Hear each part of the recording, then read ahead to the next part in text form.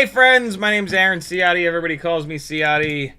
Welcome to Sunday Q&A, but a very special Sunday Q&A. We are going to be building the ultimate HDZero AIO 5 freestyle rig. Huge shout out to Kevin Sumner for ordering this setup while I was sleeping before it sold out. Very, very cool. Yeah, we did a little bit of prep on Friday's live stream, and I did a little bit more work yesterday, and we're ready to go. Should be able to piece it the rest of the way together.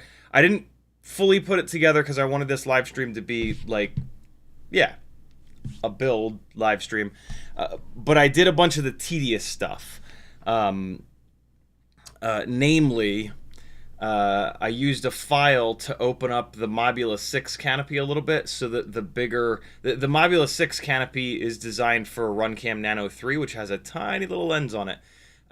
So you got to use a file to open this up a little bit to accept a camera with the bigger lenses. I'm absolutely thrilled that this RunCam HDZero, which camera is it? This is the Eco camera. Has the holes in the corners that work with this canopy. This is my favorite canopy.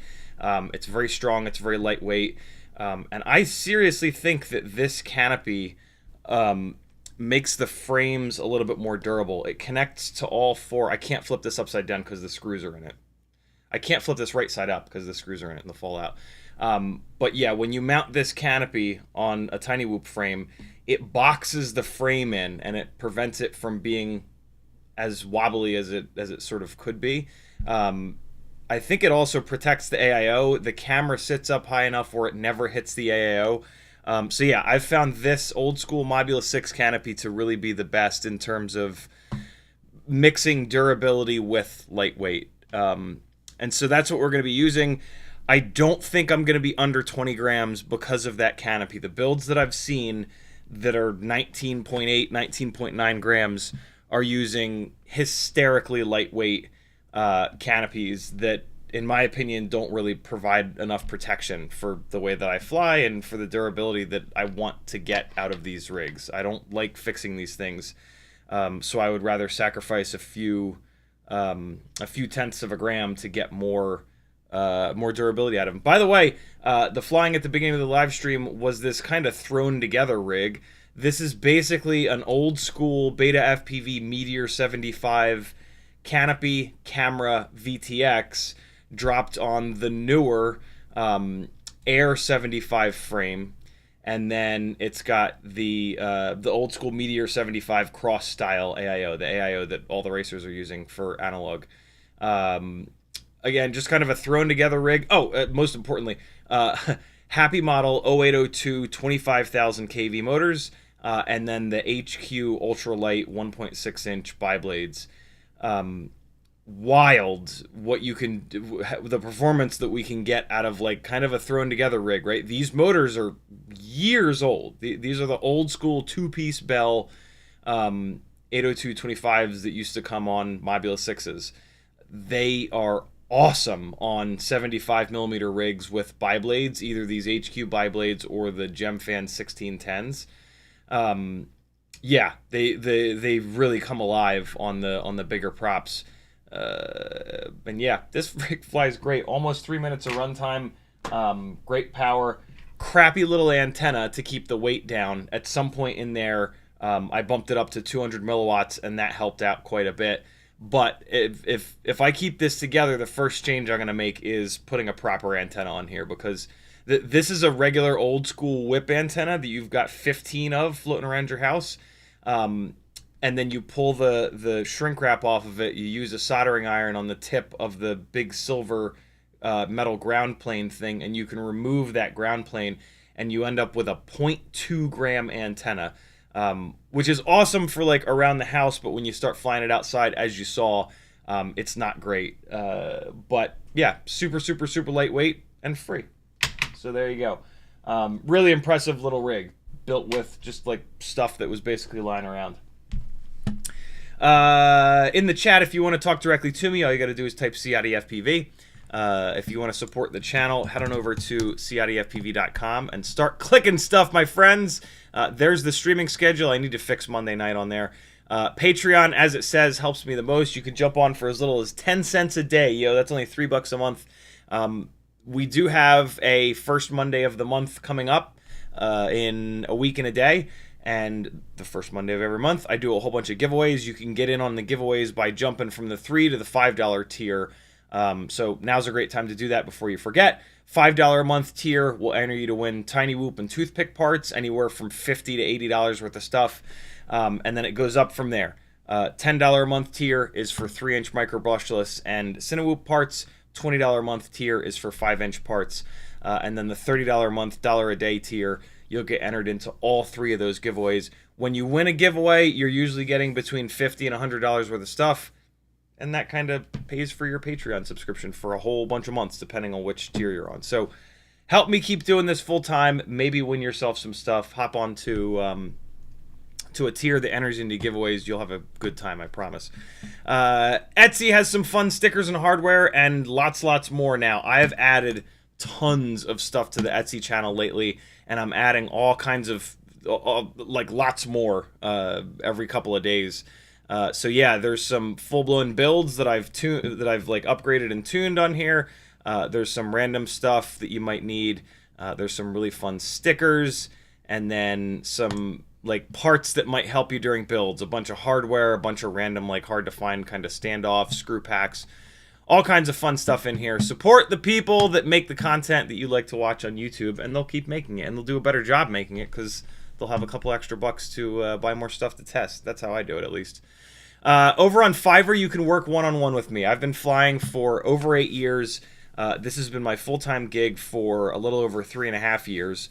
And I would love to share all that info with you in a one-on-one session. I put all the info that I've got out here on the live streams, but it takes an awful long time to sort through all of these, search around, watch hours and hours and hours to get all the good info.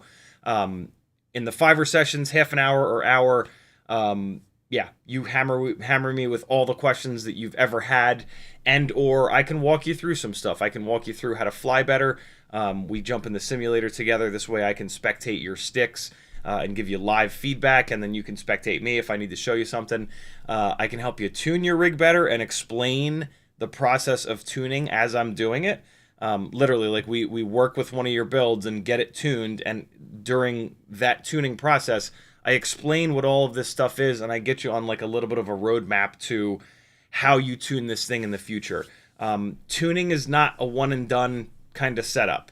It is, if you want to be aggressive with your tune, I should say. If you leave your tune stock, you can pretty much just beat the hell out of it, and eventually you'll need to replace motors and props and whatnot. But if you want to push the tune, it becomes almost like a living thing. You got to understand how to move that tune up and down as the props get beat up, as the motors get beat up, as the frame gets beat up, as you try different propellers, as you try different motors, try different voltages, stuff like that. So, you know, I equip you with an ability to adjust that tune during that session, so that ideally we do 1 or 2 tuning sessions and then I never hear from you again, which is bad for business, but good for you guys. I love it when people actually understand how to tune, because it's really not that hard nowadays, and it's really nice to be able to shift that tune around and get it dialed in to like 90% perfect,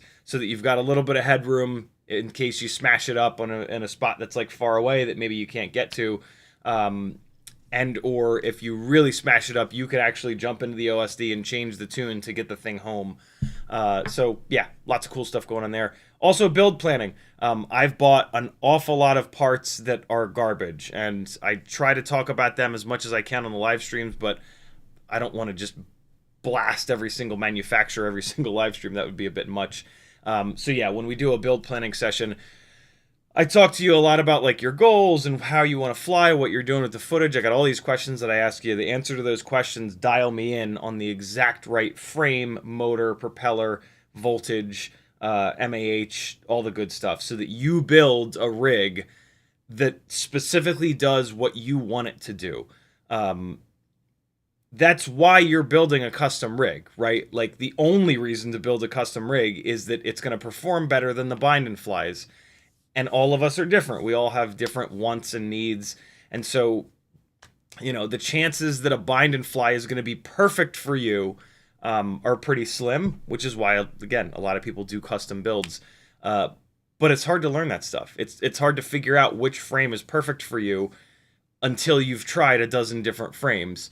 Same goes for motors and props and all the good stuff. So that process takes many years usually to get a rig that is perfectly built for you.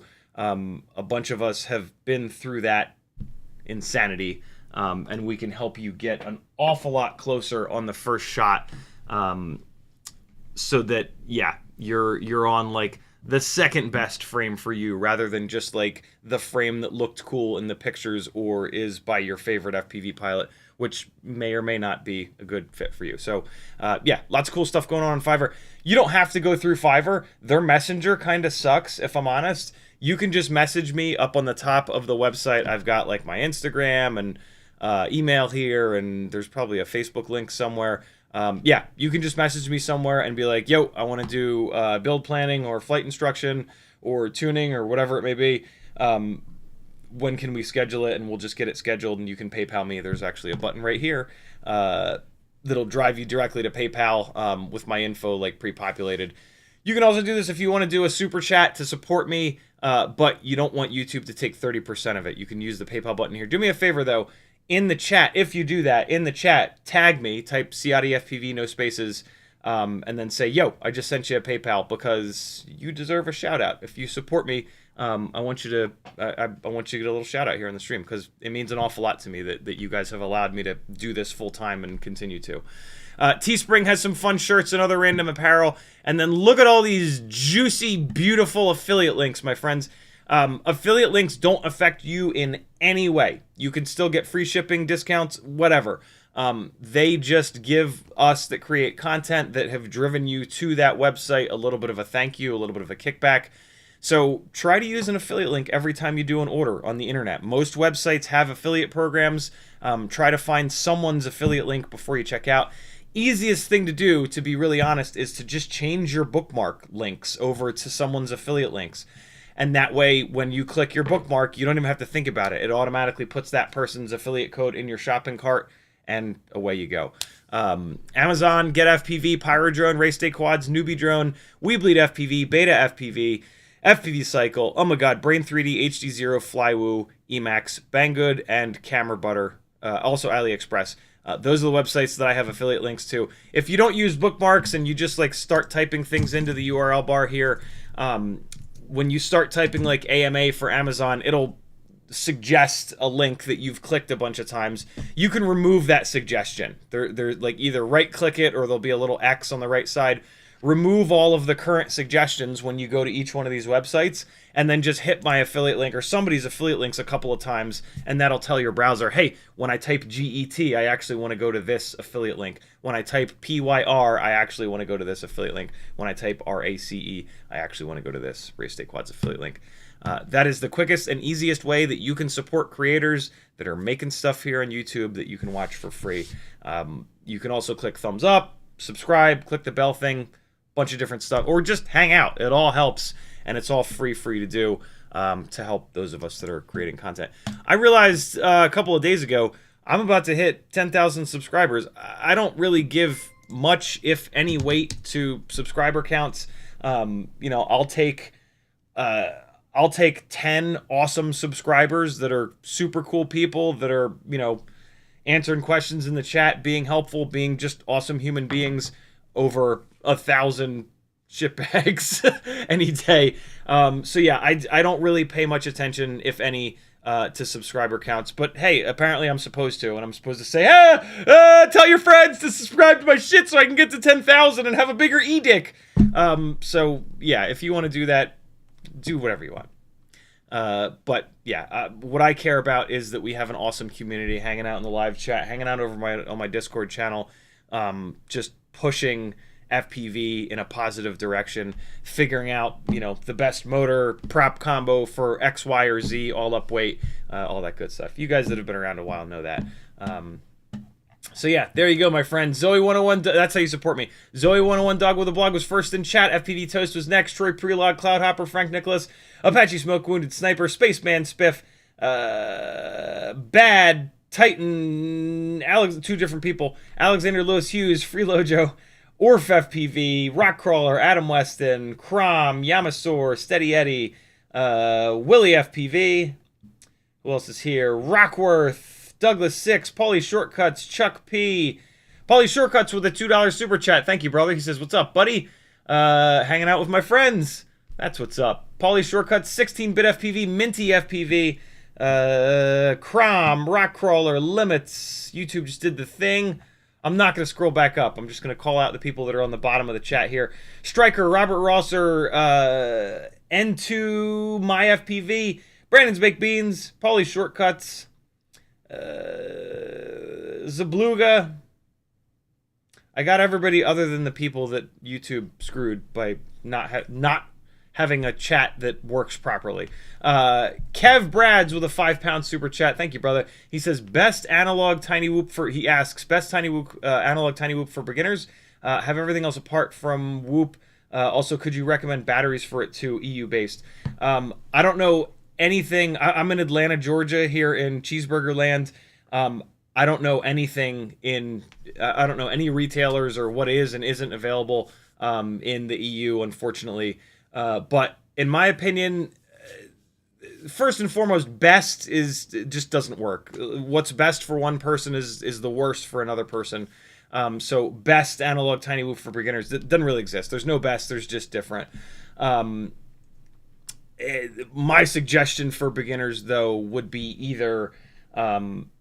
I mean, it kind of depends. Like if you're a total beginner, like never touched FPV before, you might want to go with like one of these kits that comes with like a little transmitter and a little cheap set of goggles, just to kind of get you in the door. I mean, also like budget, I have no idea. Do you want to spend $100? Do you want to spend $1,000? It's super, super, super hard. But if you want to just dip your toe into FPV, there's a bunch of kits that you can get that are very inexpensive that will get you started. If you have more money to spend, you can get like a set of Fat Shark goggles used. What's really cool about that is when you're done with them, you'll probably be able to sell them for exactly what you paid for them. Transmitter, I would maybe suggest the same thing. Try to find a used transmitter, Facebook Marketplace or eBay or something like that.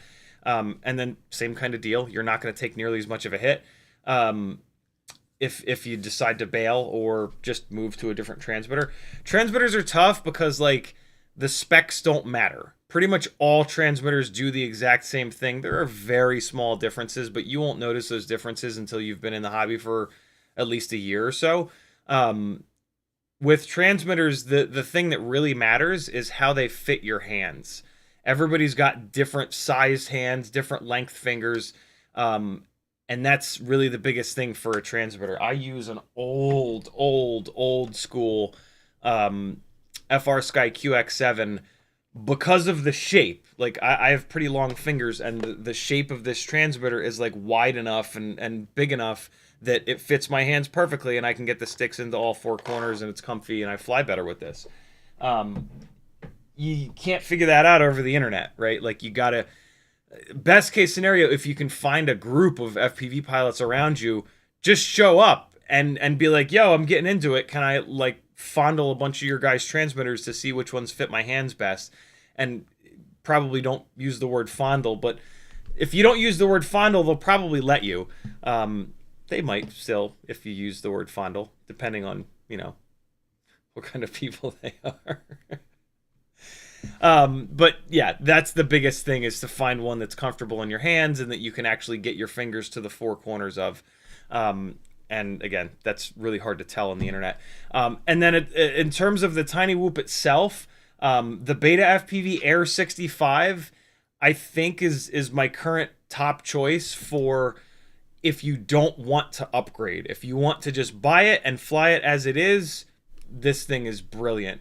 If you want to upgrade down the road, I like the Moblite7 2024 better. It's got motor plugs. It's just this. There's a bunch of things about it that make it a better design for if you plan on swapping motors and maybe cameras and canopies and stuff like that in the future. So yeah, those are two of the newest TinyWhoops. They both fly awesome out of the box. The Air 65 flies a little bit better out of the box, but it has a little bit less runtime. The Moblite7 2024 is super easy to upgrade the motors. Like pull 4 plugs and then remove 12 screws, and you can swap on a set of motors that will outperform the Air 65. The Happy Model motors make more power and they're more efficient than the BetaFPV motors. Unfortunately, the motors that the Moblite7 2024 comes with are lower, or have less power than the motors that the Air 65 comes with. They are significantly more efficient, but they don't make more power. If you upgrade the Moblite7 2024 to like the TinyWhoop 0702 32,000 kV motors, or even the 36,000 kV motors, those will be motors that are more efficient and make more power than the Air 65. And it's like a $40 investment in those motors. As long as TinyWhoop will ship to the EU. I don't know if they will or won't. TinyWhoop is the only place that... TinyWhoop and Weebleed. Weebleed has 32,500 kV 0702s. TinyWhoop has 32,000 and 36,000. If one of those two will ship to the EU, that is a very easy upgrade to the Moblite7 2024. All that being said, the amount of power that both of them have out of the box for a beginner is plenty. But if you really fall in love with FPV and you start putting hundreds and hundreds and hundreds of batteries in, you can get good enough flying inside to the point where more power does allow you to do more stuff. And so, yeah, for me, I'm a huge fan of the Moblite6 2024. But man, the Air 65 flies great right out of the box. You just sacrifice a little bit of runtime. The batteries are pretty cheap for these, so, you know, sacrificing runtime is not the end of the world. But yeah, there you go. There's the full sort of picture of some of the best stuff and really how to get started in FPV. Thank you for the support, my man. I appreciate the super chat very much. Pauly Shortcuts, thank you again for the super chat as well. All right, let me get caught up on chat here, and then we're going to dive into this HDZero AIO 5 build. I'm going to kind of rip through chat because I got a lot of work to do over here. I've got to solder up the battery lead, get all the motors screwed in. Actually, I'm going to start screwing the motors down while I work through the chat comments. Well, I'm going to screw a couple of screws in, and then I'm going to get all obsessed with answering a question with my hands, and then I'm going to remember that I was supposed to be doing this, and then I will more than likely slowly be able to get this done. But we'll get it done, man.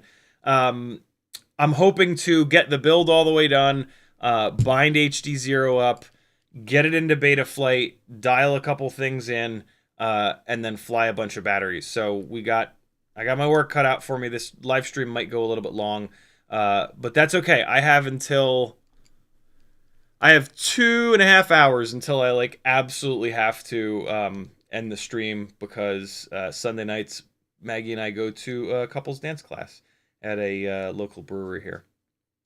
Speaking of, the guy that runs those dance classes has parties every month that he invites all of the dance class attendees to, that house parties that Maggie and I haven't gone to yet. And last night we decided to go to it, and a lot of pretty young crowd. And we both were pretty quickly reminded as to why we don't go to house parties. It's in terms of house parties, it was a totally fine house party with cool people. But I don't know. It's just, look, I'm 43, Maggie's 46. It's just not necessarily our scene. For me, it kind of never was. I don't know. I don't do the small talk thing. I'm a big talk kind of person, and most of the folks that you meet at parties like that are not willing to do big talk, and they just want to talk about safe things. And I don't know. That just kind of bores me. But it was all right. I have a stomach ache, and the runs. So for Saturday night success. But yeah, we saw a couple people. But the other thing is, it was a house party in downtown Atlanta, and a bunch of the other dance classes are there in that area. So there weren't many people that we really knew. And neither Maggie or I are big let's go meet 40 new people and make 40 new friends that I would rather have 1 or 2 really good friends than 40 vapid douche rags that are just trying to use you and to further their real estate business or whatever. And so yeah, just sort of not my scene. But Maggie and I stayed out. A couple of 40-year-olds stayed out past midnight on a Saturday night. What do you think of that? Who's cool now? I'm the cool guy. Christ, I think we were out past 1 o'clock because we stopped in an unbelievable act of recklessness. First we stopped at a Waffle House, but luckily we walked in the door and the employees looked at us like we were aliens. And we're like, can you guys please order takeout? We're trying to clean up. I was like, I thought you guys were all open 24 hours. And then they were just being weird. And then I love Maggie so much. She says to me, in a little bit louder of a voice than is necessary to make sure that they heard, "It doesn't look like they want us here. Let's just go." And I was like, yeah, good call. I love her so much. It was just one of those moments where I'm like, God damn, you're the fucking best. So yeah, we left Waffle House. Thank God, because man, my stomach would be 1,000 times worse if we'd eaten there. But we still made a terrible decision. You'll be happy to know. And went to IHOP. And I got chicken and waffles, and Maggie got hash browns and English muffins like an actual adult.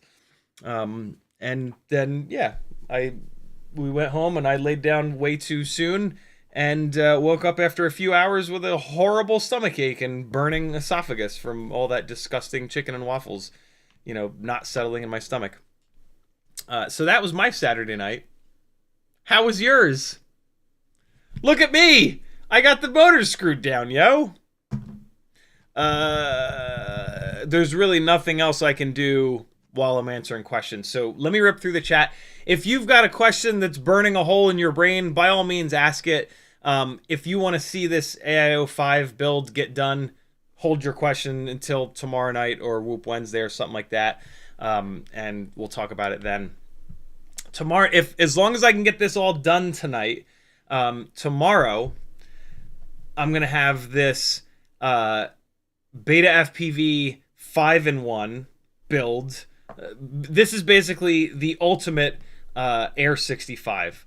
And we're going to compare it to a regular old Air 65. This has 40,000 kV motors and is under 17 grams. I don't know what's going to happen. I'm a little bit afraid that it's going to tear a wormhole through the galaxy, and it's going to, which is then going to consume the Earth and everything on it. But if that happens, you know, we had a good run. It, like, all your troubles will disappear. We'll get spaghettified, and we'll all get spaghettified together, and that's pretty good, you know? If I'm gonna go, I'm cool going through a black hole with all my friends, you know? That's just remember, we had a good run.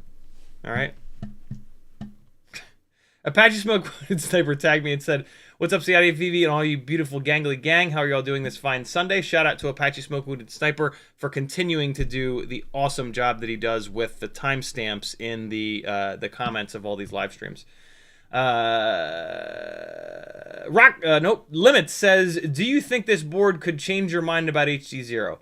No. The issue for you is mainly weight, right? Yes. I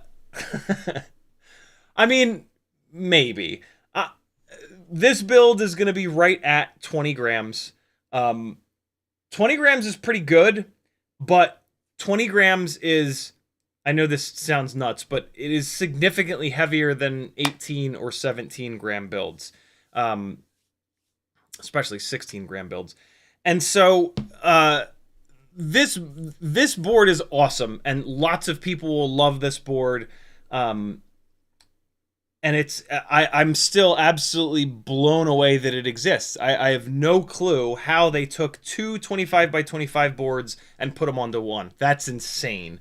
And are only charging $99 for it. Like, the whole thing is outrageous to me.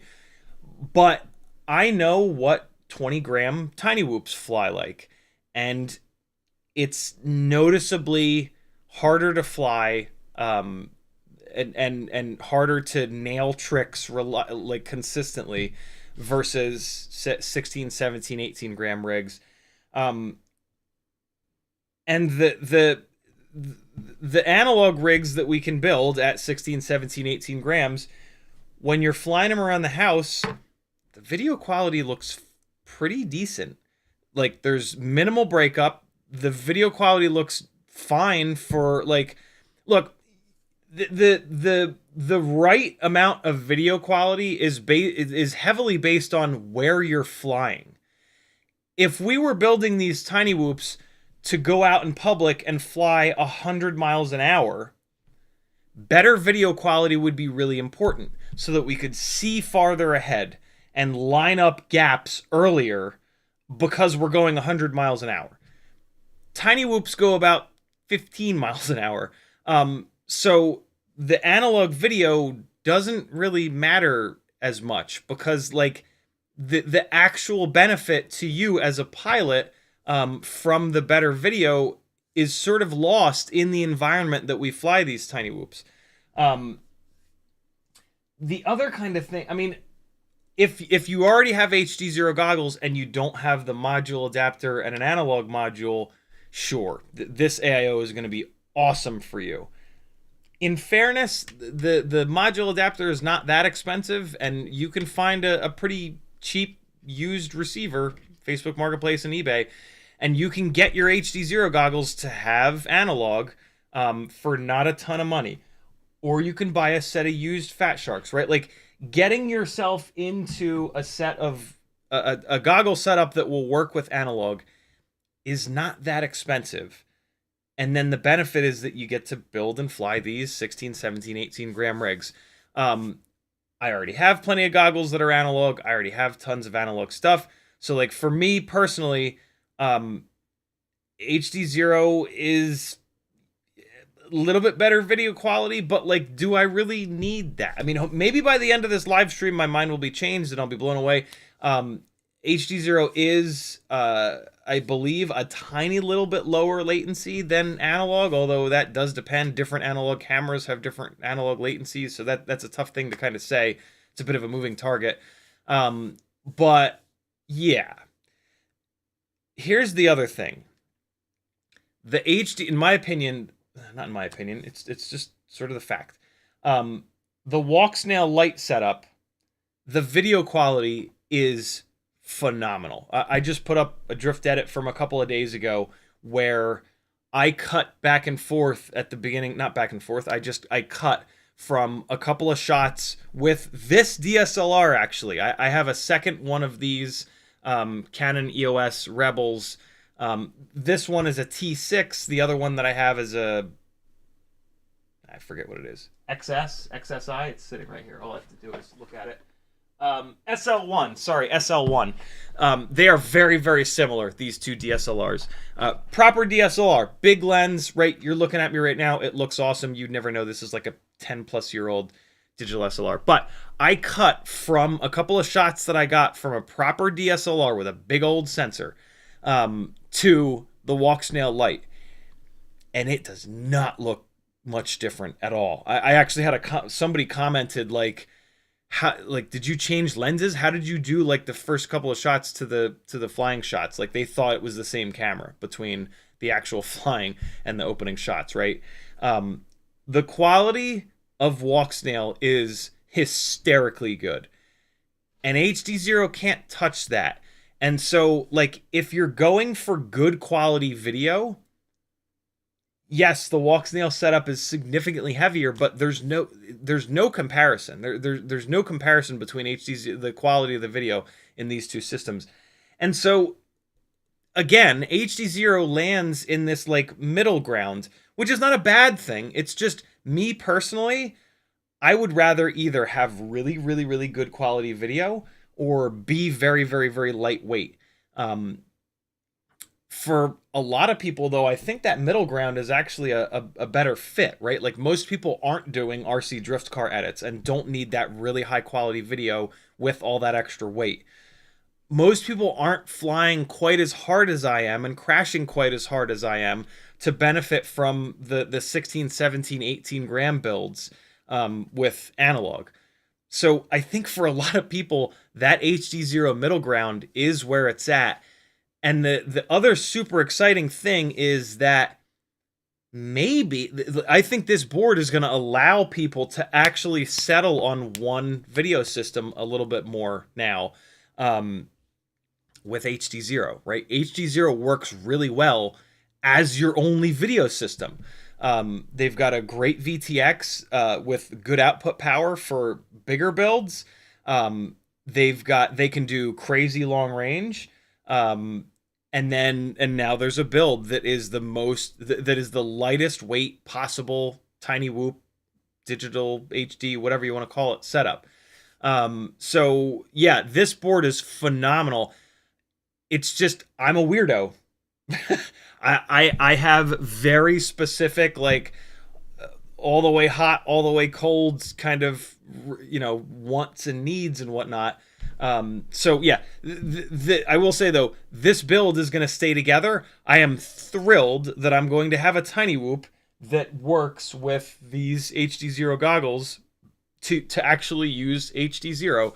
But I don't see myself doing really any other HDZero builds for a lot of the reasons that we just kind of talked about. But we'll see. I don't know. It might be cool at some point to snag one of their 20x20 VTXs and throw it into a 5-inch rig and see what that's like. Maybe I'll wait for like the V2 of that 20x20 brick that they sell or something like that. But yeah, my opinion of HDZero is sort of unchanged. This is amazing that this board exists. But yeah, I have as a live streamer and a professional pilot, I have a very weird set of requirements that not many other people do. So the fact that it might not be for me should not affect you in any way. It's more than likely a great fit for you if you're watching this, because you're probably not a live streaming professional FPV pilot.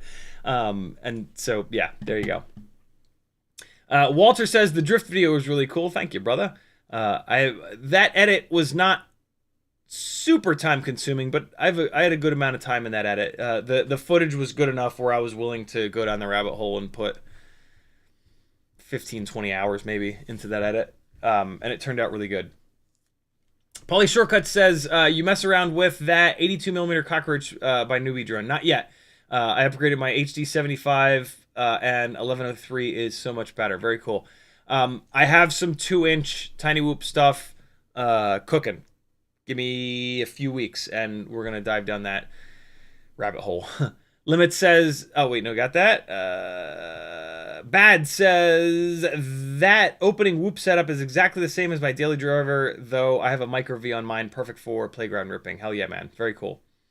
Willie FPV says, first and most important question, how are you? I'm doing good, man. How about you? Titan says, which do you suggest, Mobile 6 2024 or Air 65? We talked about that a little bit ago. Striker says, wouldn't believe the difference between the white Air 75 and the black Air 75s. Ciotti, no joke, the Air 75 white has been more durable than the Moblite7 V4 and the Air 75 black cracked duct's first battery.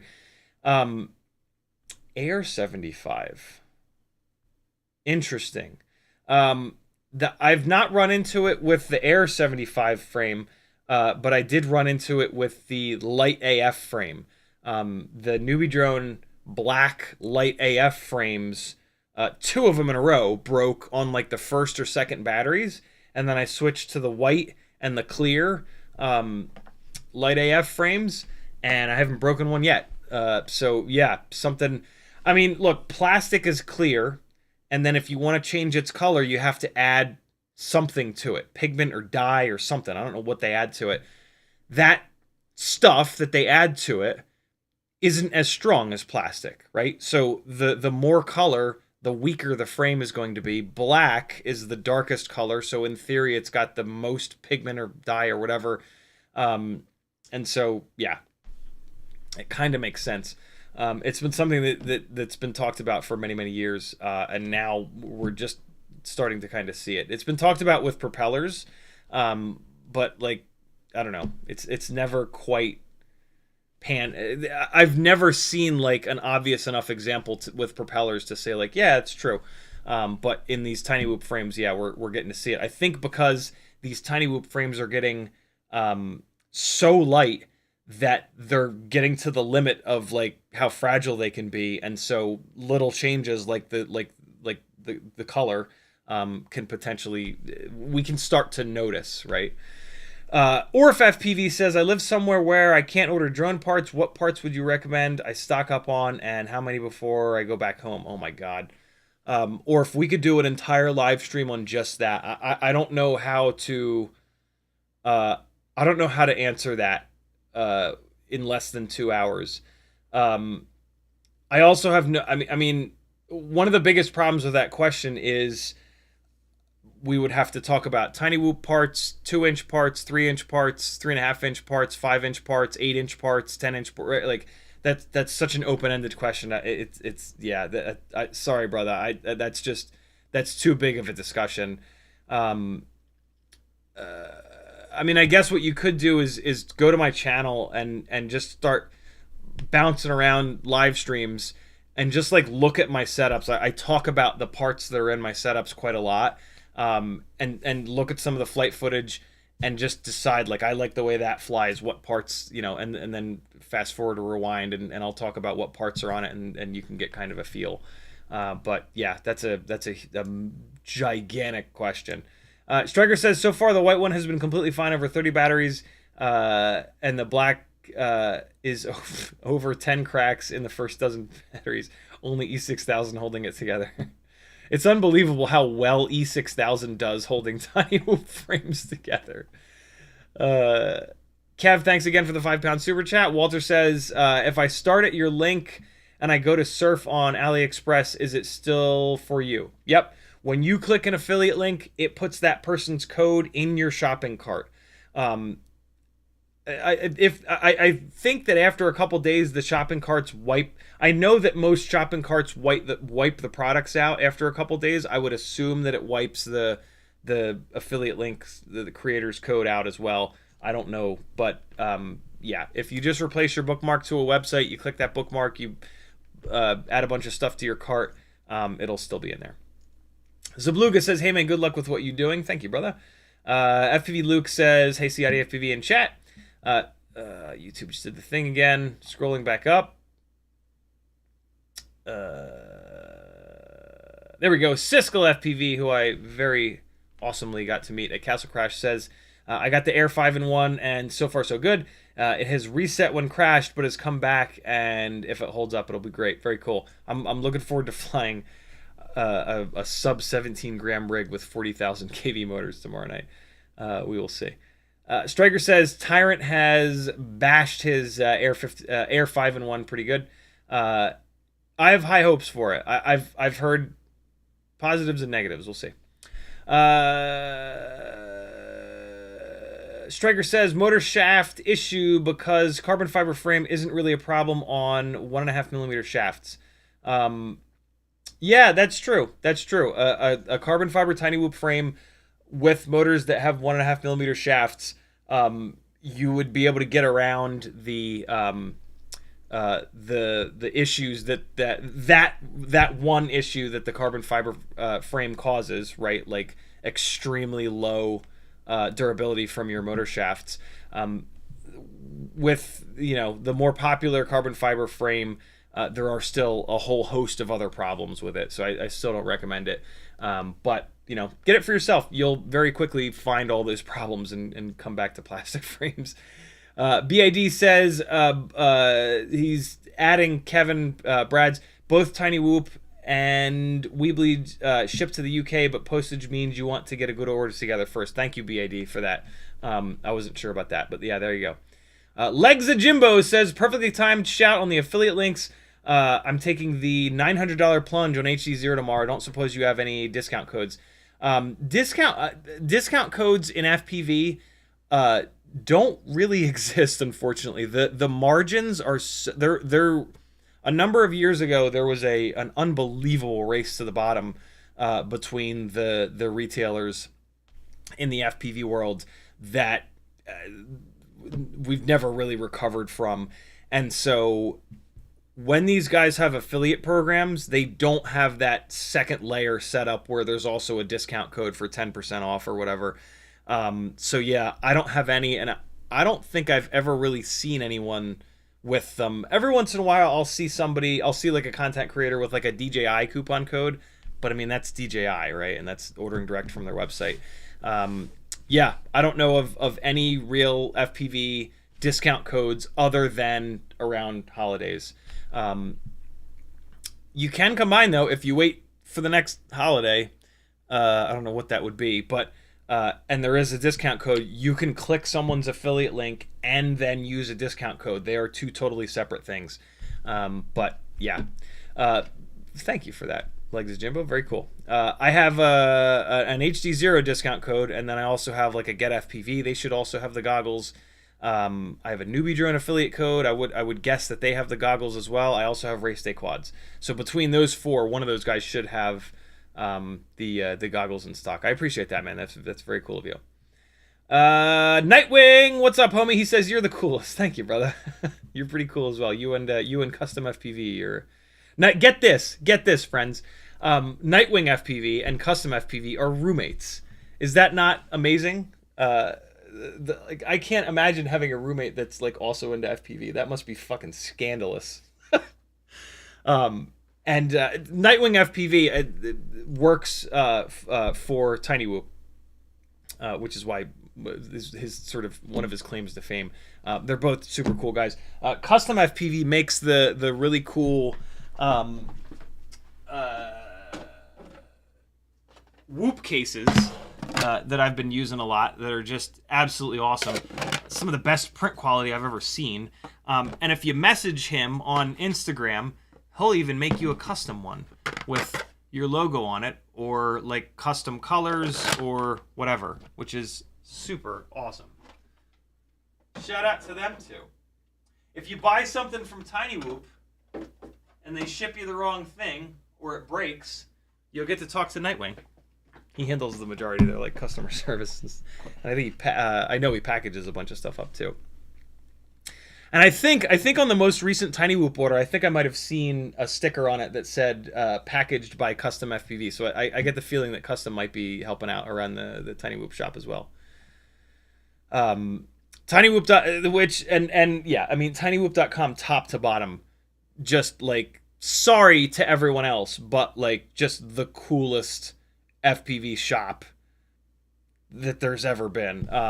You know, Jesse is just like such a cool dude, and then he's attracting other cool people to work with him, and just the whole thing, it's just awesome. We Bleed FPV is also amazing. Zotac is great, but like TinyWhoop.com is just this like super old school, like got the whole TinyWhoop thing started, right? Like it started with Jesse Perkins.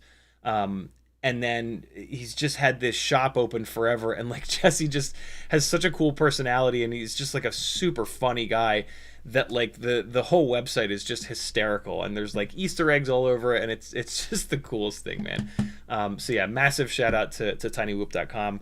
I think they've always been and probably will always be like my favorite of the FPV shops. There's just like so much character and like love poured into that website. And like the products that they sell are just awesome, and like there's crazy innovation. There's like so much wacky stuff on there. It's just, yeah, it's just so cool. And then like Jesse does tons for the community, puts on like tons of events. He's an announcer all the time, getting just hit in the face over and over again while he's trying to announce by dirty racers doing face punches. Yeah, it's just wild. Kevin J with a $10 super chat. Thank you so much, brother. He says, tip for using Glitch Mob's song in your drift video. They helped me through some hard times, big time. Very cool, Kevin. Yeah, Glitch Mob is awesome music for FPV edits. It's got like that. It's still musical. It's not like so electronic that it's just it's like actual music. But then it's got like that electronicness that fits with the fact that we're flying, you know, robots. So yeah, I've been a fan of Glitch Mob for a while. Very cool, Kevin. Thank you again. Freeloader says, did you hear about the swarm of black holes moving through the Milky Way? I did not.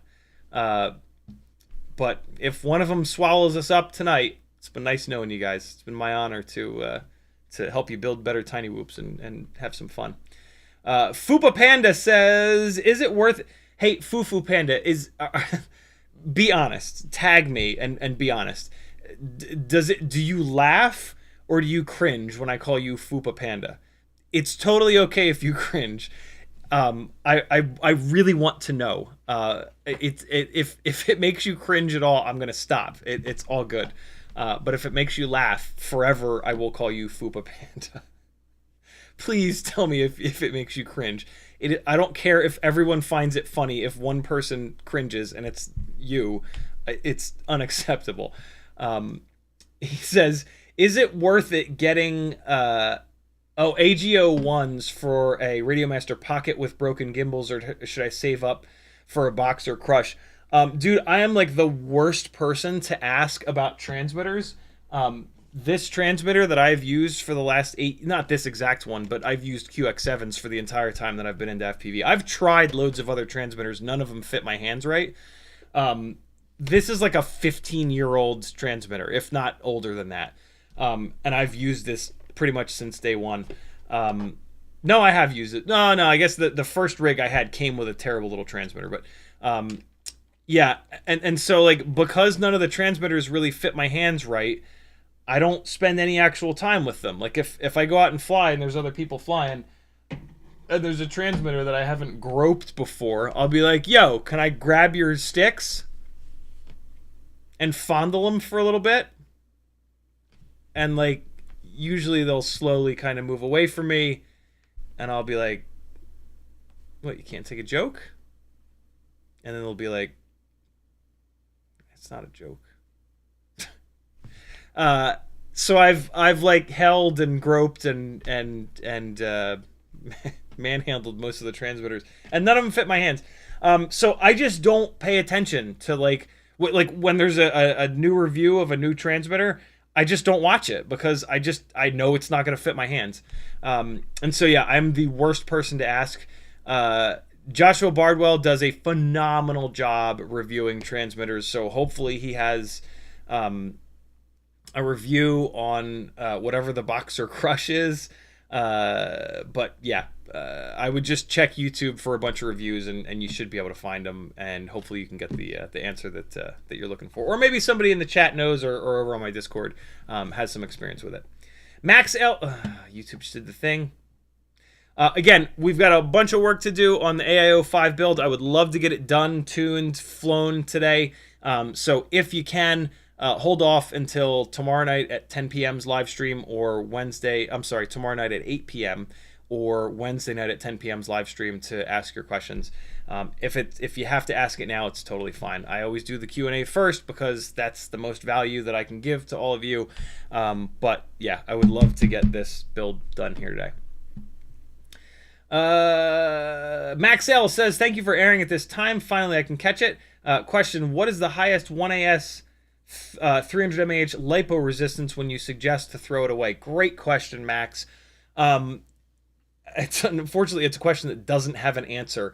The internal resistance reporting on your charger is all over the place. I've had 4, maybe 5 different chargers over the last 8 years, and I've noticed this on every single one. You put a battery on there, you charge it up, you look at the internal resistances when it's fully charged. That's important because they change throughout the charge cycle of the battery. You look at the internal resistances when it's fully charged, you write them down, you discharge that battery or fly that battery, you charge it back up. The internal resistances are totally different. Sometimes they're close, sometimes they're not close at all. You run the battery down, you do it again, they're totally different. You run the battery down, you do it again, they're totally different. It is just all over the place. I have tried to like slowly discharge the batteries. I've tried running them down on quads. I've tried every possible thing that I can do to get some consistency out of the internal resistance numbers on my chargers over the years, and it just never works. My very first charger, the El Cheapo B6 AC blue one, that only reported internal resistances to like the whole number, and that one wasn't that all over the place. But every charger that I've had since then, which have basically been Toolkit RC and ISDT, they are wildly all over the place in the internal resistances. And so there just is no answer to that question. Here's my actual answer to that question. If you fully charge a battery, you put it into a TinyWhoop, all right, so do this. Next time you get a brand new battery, or if you have some like really new batteries, charge them all the way up, put it right on the quad, plug it in, put your goggles on, look at the voltage, take it off and hover it, look at the voltage, fly it around. While you're flying it around, look at the voltage. Remember that.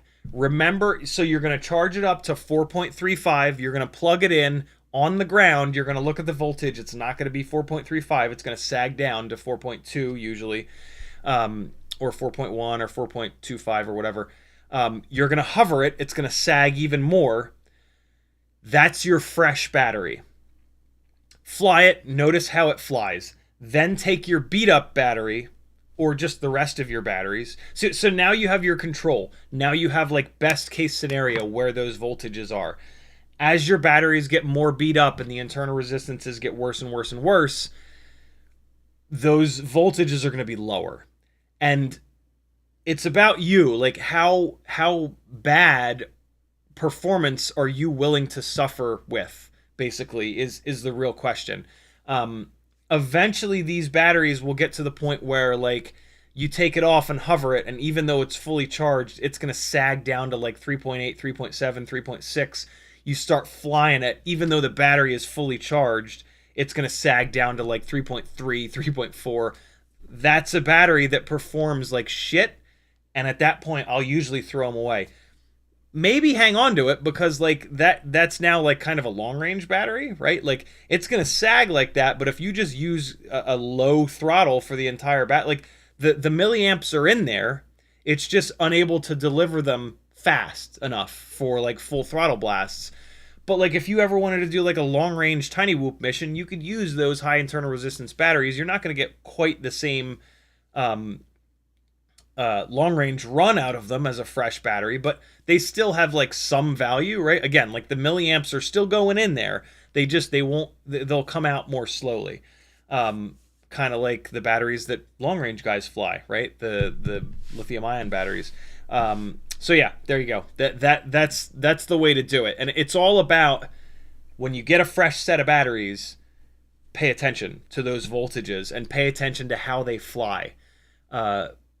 And then you get to decide for yourself, like, how bad is too bad. Eventually, you'll put a battery onto a quad, and you'll be like, ugh, this battery is going in the garbage. Like, you'll notice it pretty quick. Like, you'll hammer the throttle, and you'll get drastically less power than you expect. You'll see, like, a low battery warning, and you'll be like, oh, shit, this battery is just wrecked. What I'll usually do is discharge it all the way down, and then recharge it all the way back up, just to make sure nothing weird happens.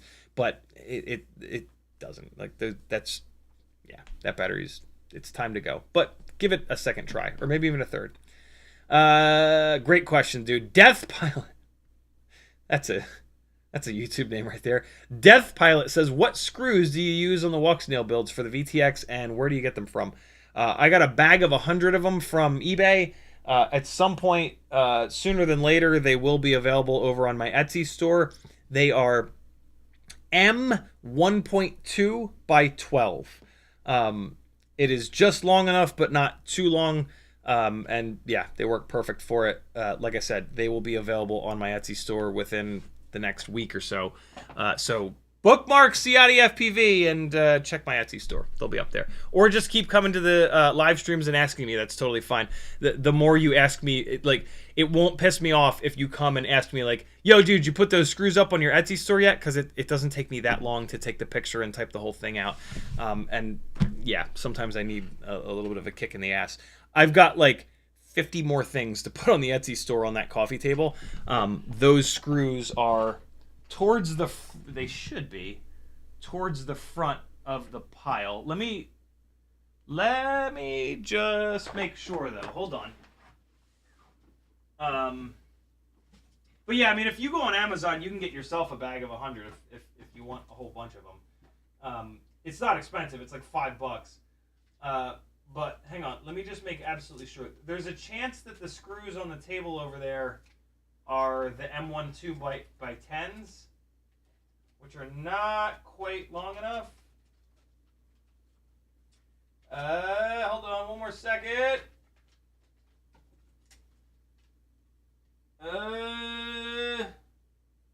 Okay, now they should be over there. Yeah, they should be good. I got a big pile of stuff, so I can't really look over there right now, but yeah. Like I said though, if they're not up there within the next like 3-4 days, feel free to come on back and just bug me. Live stream schedule is down here, or message me somewhere, whatever. Matter of fact, if you want to buy the screws, Death Pilot, just message me on Instagram or Discord or somewhere and just say, yo, how much for those screws? Do me a favor though, jump over to my Etsy store and see if there's anything else that you want. Like a sticker or two or something like that. Help me keep doing this full time, and get like a sticker and those screws. And yeah, that'll be Awesome. But message me somewhere, and you can just PayPal me, and then I'll just ship it out, ship the screws out to you. That way I don't forget. God forbid it takes me a week to get them on the Etsy store. You know, this way I'll get them into your hands a little bit quicker. FPV Luke says, the way the affiliate links works is that it alters your session cookie in the web browser. This gets refreshed periodically, but your archive session uses the same cookie for all browsing. Awesome. Cool. FPV Luke, so if it wiped, when these websites wipe the shopping cart out, it sounds like they won't wipe the affiliate code out. Do you happen to know the answer to that? What I'm basically wondering is, can I tell everyone to click all the affiliate links now, and then that affiliate code is in that shopping cart forever until they check out, basically?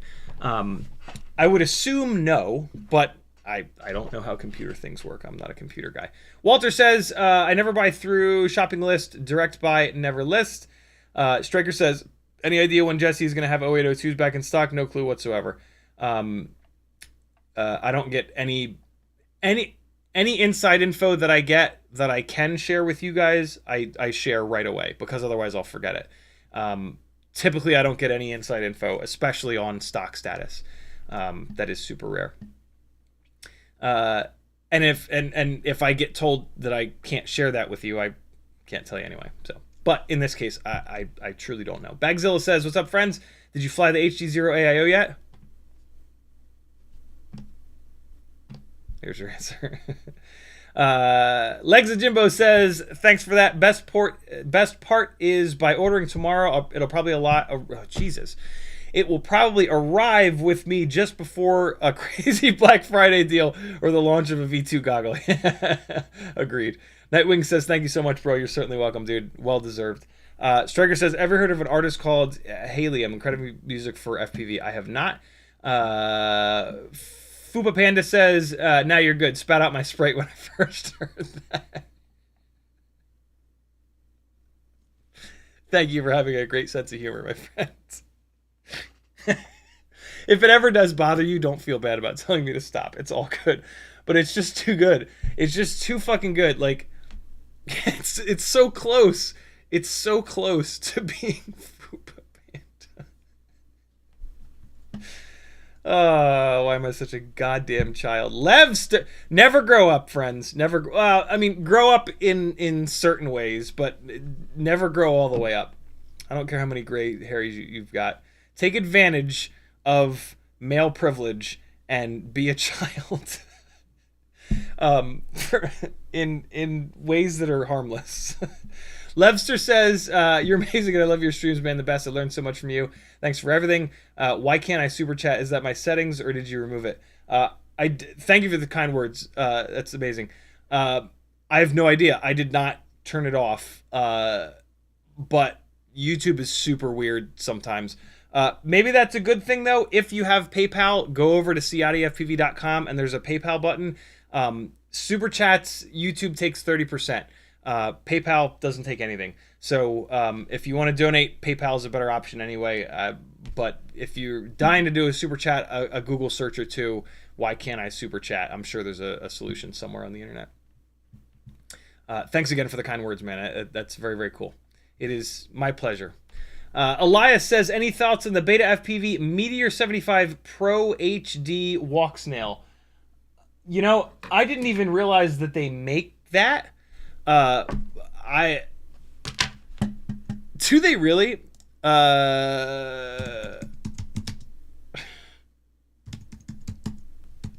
You're gonna wait here. You're gonna get a kick out of this. So, wow. Yeah, okay. It's almost identical.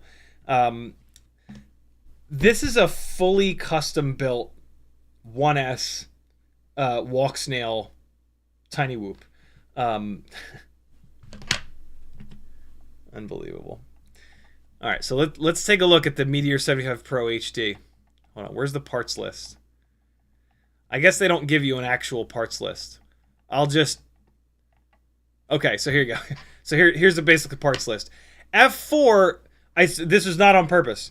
F4 1S 5 amp flight controller.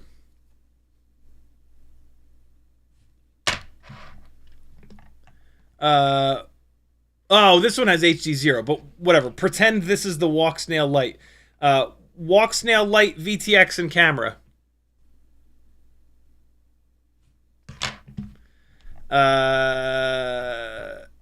Meteor75 Pro frame.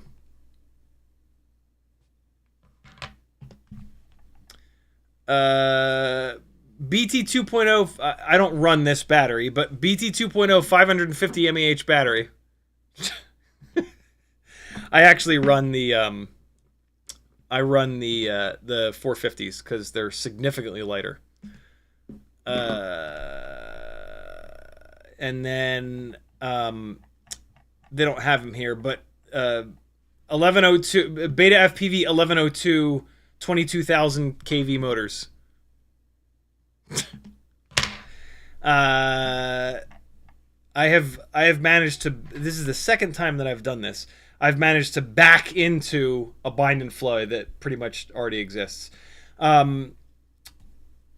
This rig is okay. It's not good as a regular old 75 millimeter non-pro Walksnail rig. Basically, the 75 Pro frame is way heavier than the regular 75 millimeter frames.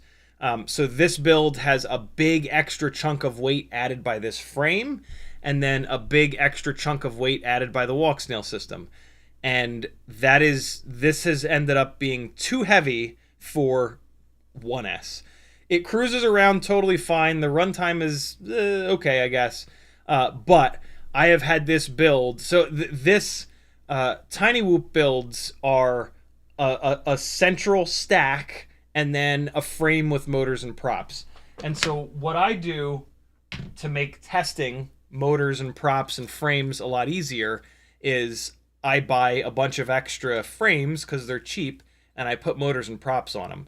And then all I have to do is remove the central stack, and I can drop it in to different frames with different motors and whatnot. And that's what I did recently with this. This central stack with Walksnail has been in a bunch of 75 millimeter frames, and I was happier with its performance in those frames, mainly because of weight. For 1S, we've really reached the limits of what that low ass voltage can handle, and essentially you got to pick either have the extra weight of the Walksnail system or have the extra weight of the 75 Pro frame. If you do both of those, you've gone too heavy. If you do one or the other, it actually flies awesome. I've got it's in the case back there, but I've got this frame motor propeller combo is going to get removed from here and put onto an analog central stack, and it's going to fly awesome. That is the regular Meteor 75 Pro, and it flies great. It flies shockingly good, actually, on these super lightweight HQ biblades. But it saves 6 grams because it's not Walksnail. This Walksnail stack is going to go into a regular 75 millimeter frame, and it's going to fly better because it's going to save a bunch of weight from this 75 Pro frame. So yeah, that's what I think about it. It's fine for a cruiser, but there's a real benefit in saving some weight. The Walksnail system is awful heavy, and 1S we've pushed to its bitter limits, even on BT 2.0. It's fun. It's super funny that you ask that. Maybe they don't have a Walksnail one. Maybe I'll just, to make myself feel better, I'll just assume that BetaFPV only makes an HDZero. Oh, son of a bitch! It says it right here.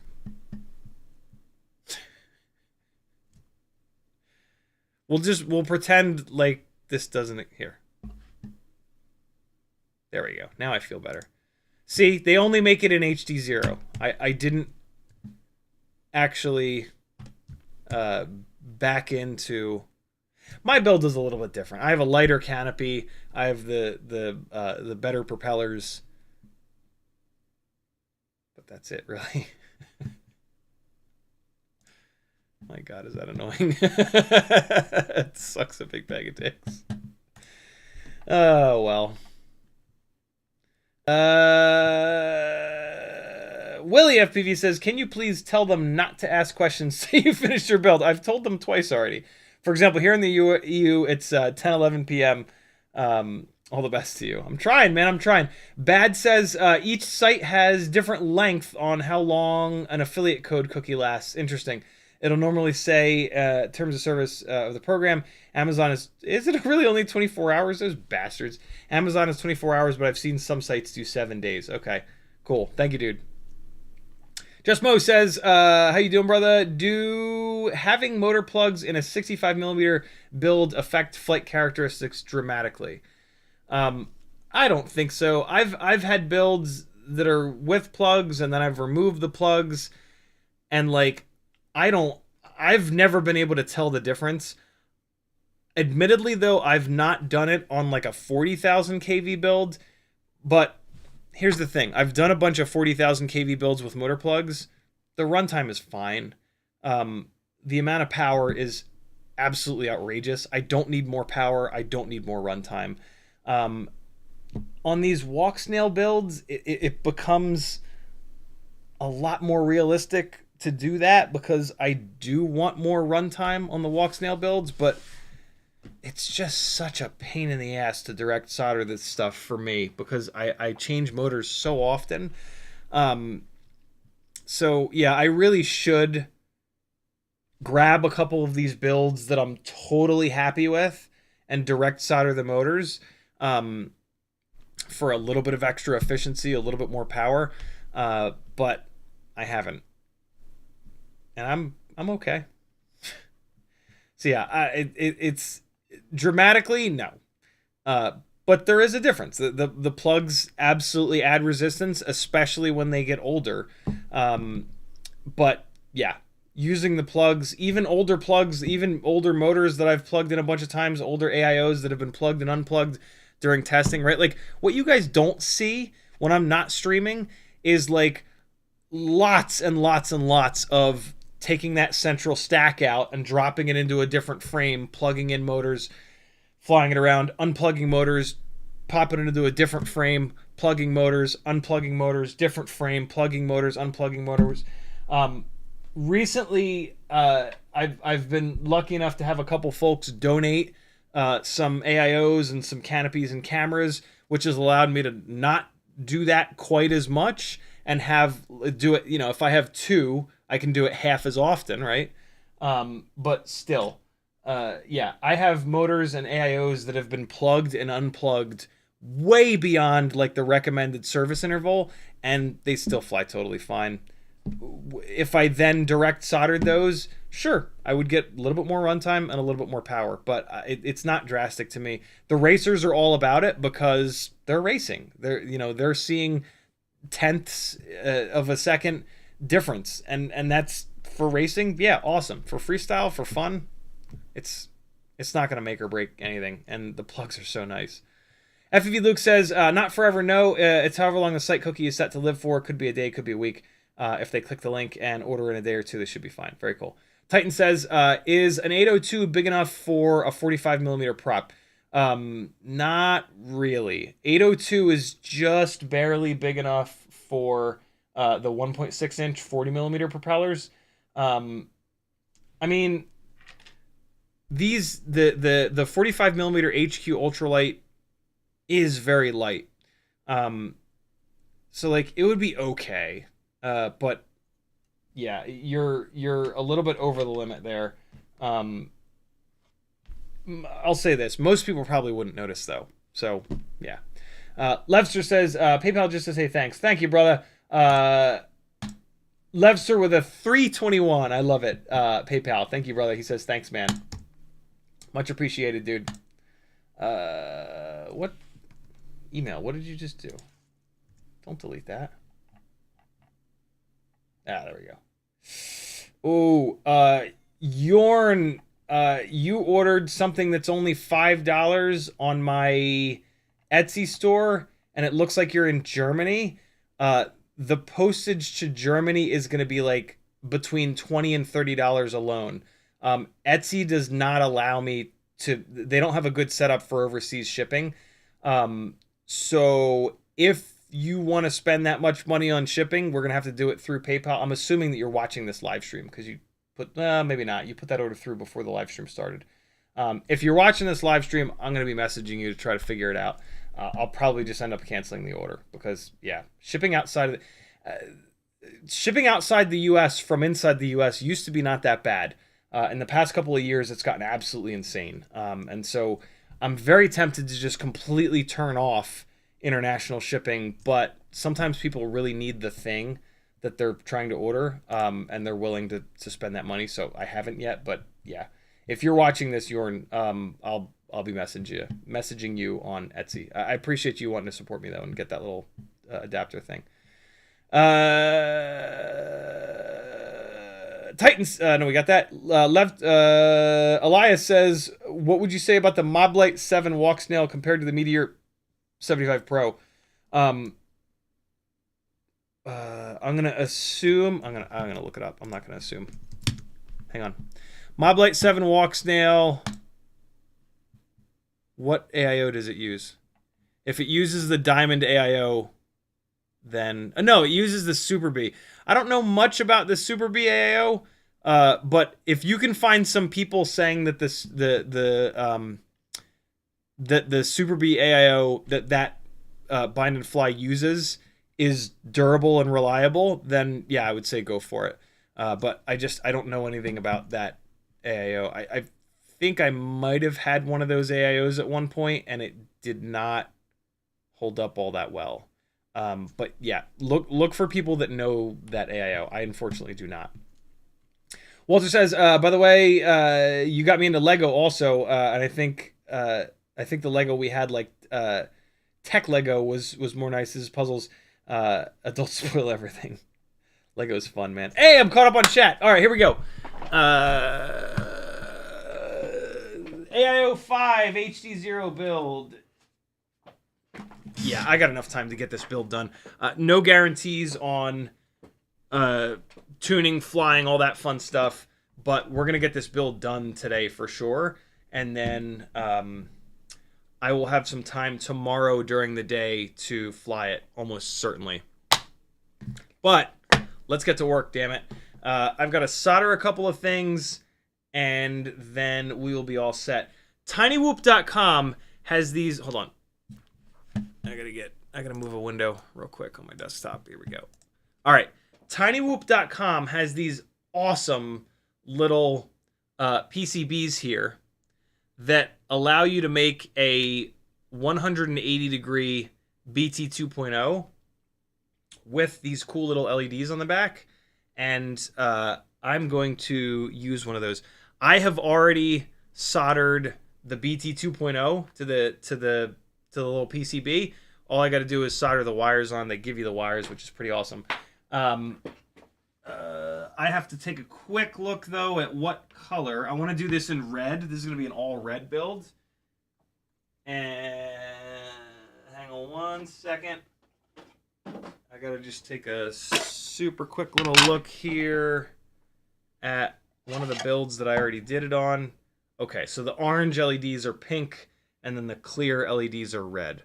Okay, so this is pink, and then this is red. So this is the one that I want to use here. Here's basically what it does. So as soon as you plug a battery in, it gives you two nice bright LEDs that are going to be on the back of the rig there. Super cool. One of the things I run into with these TinyWhoops is they're so small that, like, when you crash them, they're really hard to find. And having an LED that's bright on the back of them makes that quite a bit easier. They're also very lightweight. Check this out. Well, I'll just tell you.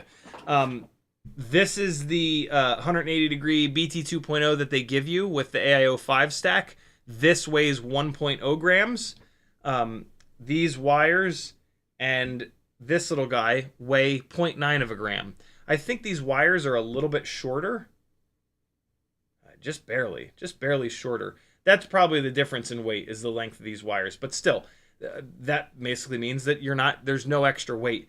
What I really like about this, though, and the reason that I'm going to use it instead of this, which will actually save me time, is that this PCB is easier to grip with your fingies. This little bit of shrink wrap here, it will pop off eventually. And then you've got like the bare leads, and it's just annoying. And having this like this, it is hard sometimes to unplug this from the battery at the end of your battery when the battery is crying to be unplugged, right? So yeah, this little thing is just as much like form as it is function, right? Form because it's got the cool bright LEDs, but function because it literally makes it easier to unplug this from your batteries.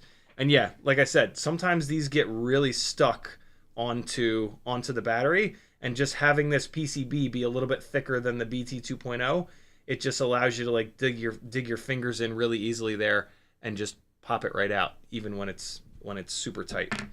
So yeah, I'm gonna be buying a whole bunch of these and putting them on everything. This is absolutely my new favorite BT 2.0. So let's get it going here. We are going to, and I'm going to be doing some stuff sort of like the quick way to try to get this done. I do prefer stripping wires with just my fingernails, but leaving a little indentation with flush cut pliers like that saves me a little bit of time. So I am in a rush, and I will be doing that here today. So yeah, this is not going to be the best soldering tutorial for you to watch. On normal live streams when I'm not like in a hurry, I will give you guys a lot more feedback and tips and tricks on soldering. But yeah, for today, I'm just going to kind of blaze through a couple of things here. And I did not get quite enough of this silicone off here. Come on.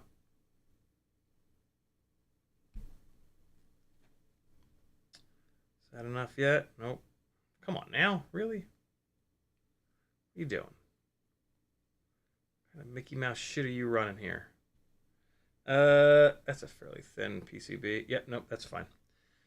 All right, so just making sure that the wires are all tight together, because this does use through holes. I'm just gonna hang these off the edge of the desk here to tin them real quick. You're not going to be able to see it, but again, I'm cutting corners to do stuff fast. Ricardo asking about OpenIPC. I don't know a thing about it. I have not watched any content on OpenIPC, so yeah, I'm about the worst guy to ask about it. Not too long ago, Joshua did answer somebody's question about it, and he basically said that it's like really early days for it, and he's not willing to like really dive into it quite yet. That was a couple of months ago though. Basically, like in the world of FPV, like we see a lot of stuff pop up, a lot of great ideas, and then the enormity of the task sets in, and whoever's doing it will just kind of like disappear. That's happened so many times over the years. And that's kind of what Joshua said. Like it's too early. I'm sick of learning a whole bunch of stuff about something and then it getting all excited and then it disappears. Round is ground on BT 2.0. Let me give you guys a little bit of a better view here. There you go. So yeah, round is ground. Easy way to remember which one is which. Let me actually do this, and you guys might be able to see it. If this doesn't focus, blame Logitech. It's also because I've got stickers on the workbench, but the stickers look cool, man, so screw you.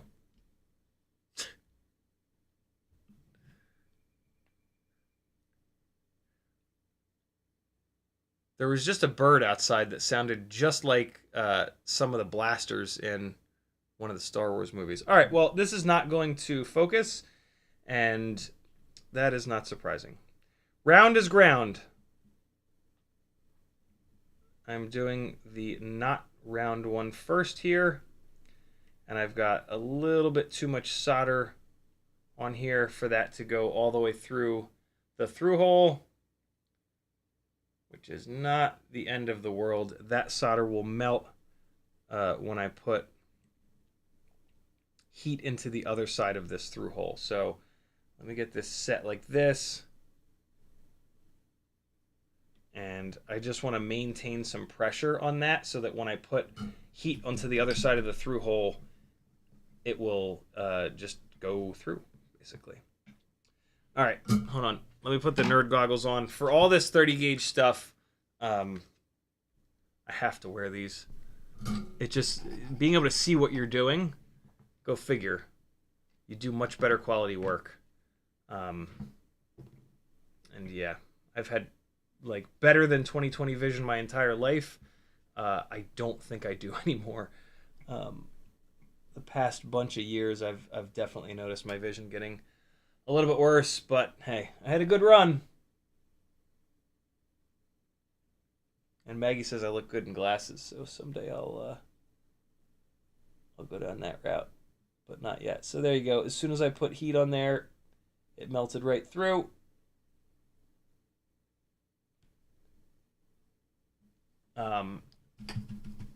The solder is trying to come with the tip of the soldering iron, which is basically telling you that you've burned all the flux off. So we're going to add a little bit of flux.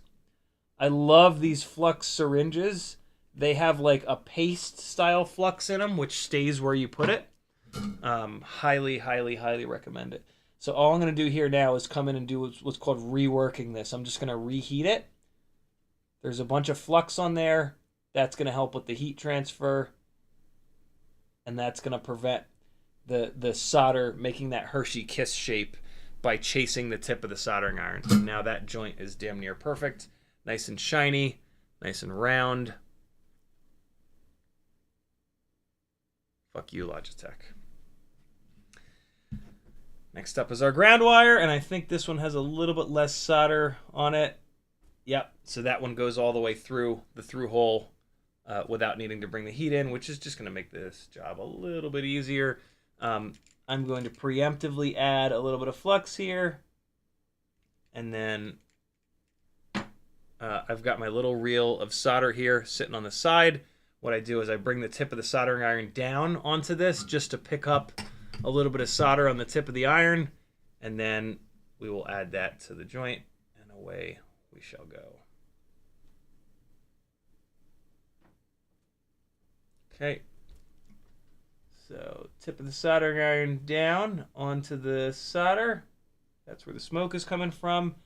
And now we come in and just touch it to the wire, being super careful. Smoke is the flux. Get off the pad, and there we go. Since we still had that smoke, we still had flux on the pad. And so the joint that we got is nice and shiny, nice and round. That is now good to go. There it is. That's what you want your solder joints to look like. If they're not shiny, it's not the end of the world. You really want them to be smooth, though. Solder joints that are not smooth, that have like craters in them and just generally look like an 8-year-old did them, that's not good. That's potentially a cold solder joint, which is essentially a weak solder joint, which you do not want. The shininess is just a sign, essentially, that the joint is clean, and that's not nearly as important as the joint being smooth. You also don't want the joint to have like a big ball of solder on it. That's actually not as strong as you want it to be convex, not concave, if possible. You can have a little bit of extra solder so it's just kind of straight, but you don't want this massive ball of solder up on top. Sometimes what that means is that the solder did not seep down into the through holes, and that's not a good thing. So the next thing I'm going to attempt to do is put a little hit of shrimp wrap on here. It's actually we've Americanized it. You know, we Americanize a lot of things, right? We bastardize a lot of things from other countries, and it's actually not. Our bastardization is to call it shrink wrap. It's, believe it or not, it's actually, it originated in Japan, and it's actually called shrimp wrap. And the reason is that it was originally, and the really good stuff is still made from the exoskeletons of shrimp, like actual little shrimpies, and that's where it came from, and that's how you break it. It's a little known fact. We Americanized it. We couldn't call it shrimp wrap because PETA got on our asses actually, and PETA made a big stink out of us using live shrimp to create our electrical insulation. And this is a big problem. It was a big problem in the 80s actually. It happened.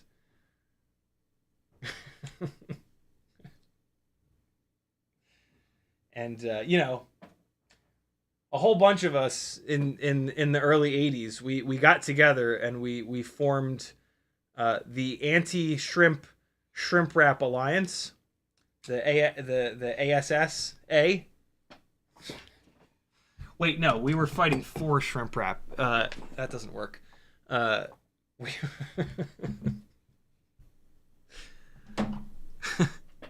got pretty far on that one.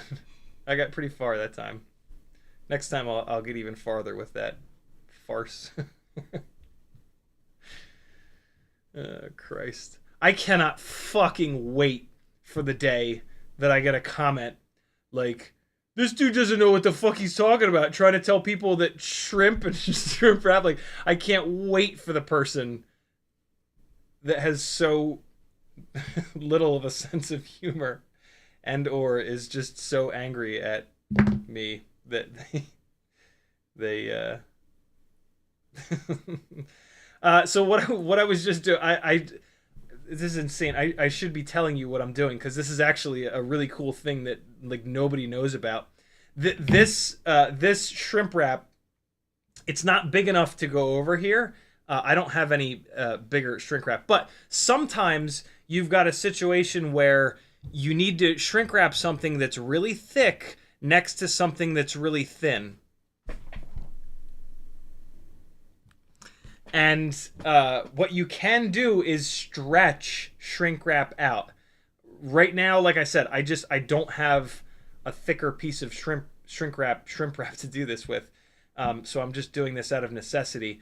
But yeah, sometimes it's really handy. Like, so for example, like the head of an antenna, if you're trying to get shrimp wrap around the head of an antenna, but you also want it to shrink down around the wire, this would be a really good, that's a really good use for this, stretching shrink wrap out.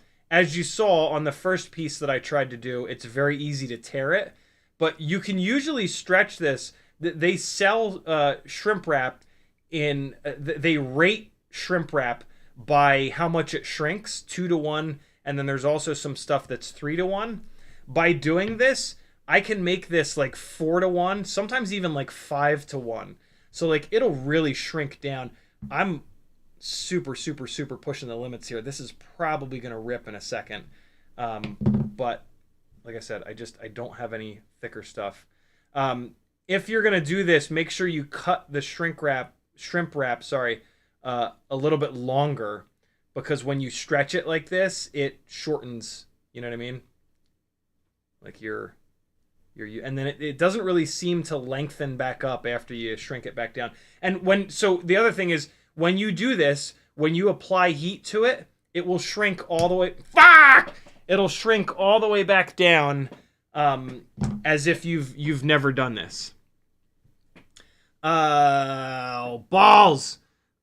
This shrink wrap I'm doing this with, like, is really thin. Do I have? I need to order. Here we go. This stuff is so thick, though. I like that thin stuff. Let me try it one more time. One more time. Just one more try. I've gotten this I've done 2 of these so far, so I know this can be done. I just have to get it just right. And let me show you the extra little trick to doing it, which you saw me doing. It's to like rotate it around. Don't just so use thin-ish, because the shrimp wrap that is on the metal, it's not gonna stretch. Just the part that's in between is gonna stretch. So what you want to do is stretch it a little bit and then turn it, and then stretch it a little bit and then turn it, and then you're also gonna flip it because it's stretching it more on one side than the other. So take it out and flip it, and yeah, turn it, stretch it, and you'll see it getting thinner, so you'll know where you need to rotate it and whatnot, and you'll get it. You'll rip a bunch, but you'll be all right. This is so handy when you've got like that one situation where you've got something really big and then just wires next to it, and you want to get the shrimp down onto those wires. I do this a lot with, like I said, the heads of antennas, where I want to try to beef up the connection point between the head of the antenna and the wire, in hopes that you don't rip the head of the antenna off the wire, basically.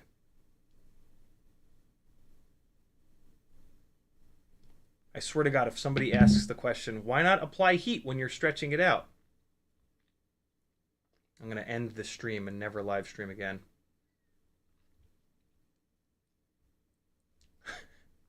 If you were about to ask that, just think about it. Just think for 1 second. There we go. I got it. Also, be quick. It tries to go back to its original shape pretty quickly. So like pull it off the pliers and get it right onto the thing that you're trying to do. You know what I mean?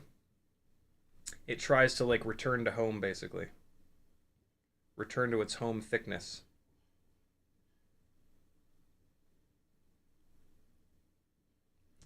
Oh shit! You know what I have to do? I forgot about this. The corners of these PCBs are really sharp. If I don't do this real quick, it will just rip through the shrink wrap. I learned that yesterday. Just the tiniest little bit. You just have to knock the super sharp edges off, just like this, real quick. Forgot about that. I learned that yesterday or the day before. There we go. That's all. No big deal. Have I had something in my teeth this entire live stream?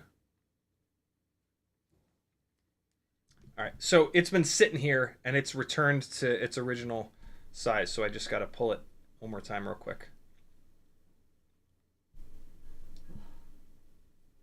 And now's when it'll rip. All right, let's try it. Yay! All right, we good. So there we have it, and there we have it. All right.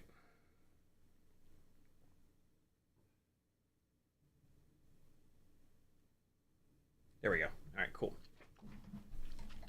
I still use a lighter because I'm barbarian. Also because lighters are nice and small and they fit in the toolbox. Big old heat gun is... Just don't use it enough. Like if I was using it, if I needed to do this a lot, I would probably have a heat gun set up. I have a heat gun out in the garage, but it's like I don't do this often enough to warrant a big old heat gun in here.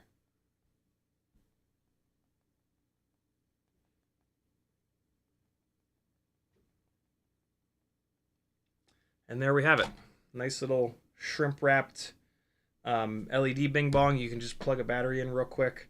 Make sure you keep these leads apart to try it out. And there it is. We got our red LEDs.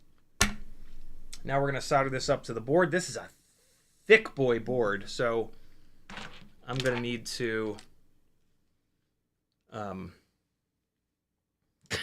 Limits 20 says get some bigger shrimps from the fridge.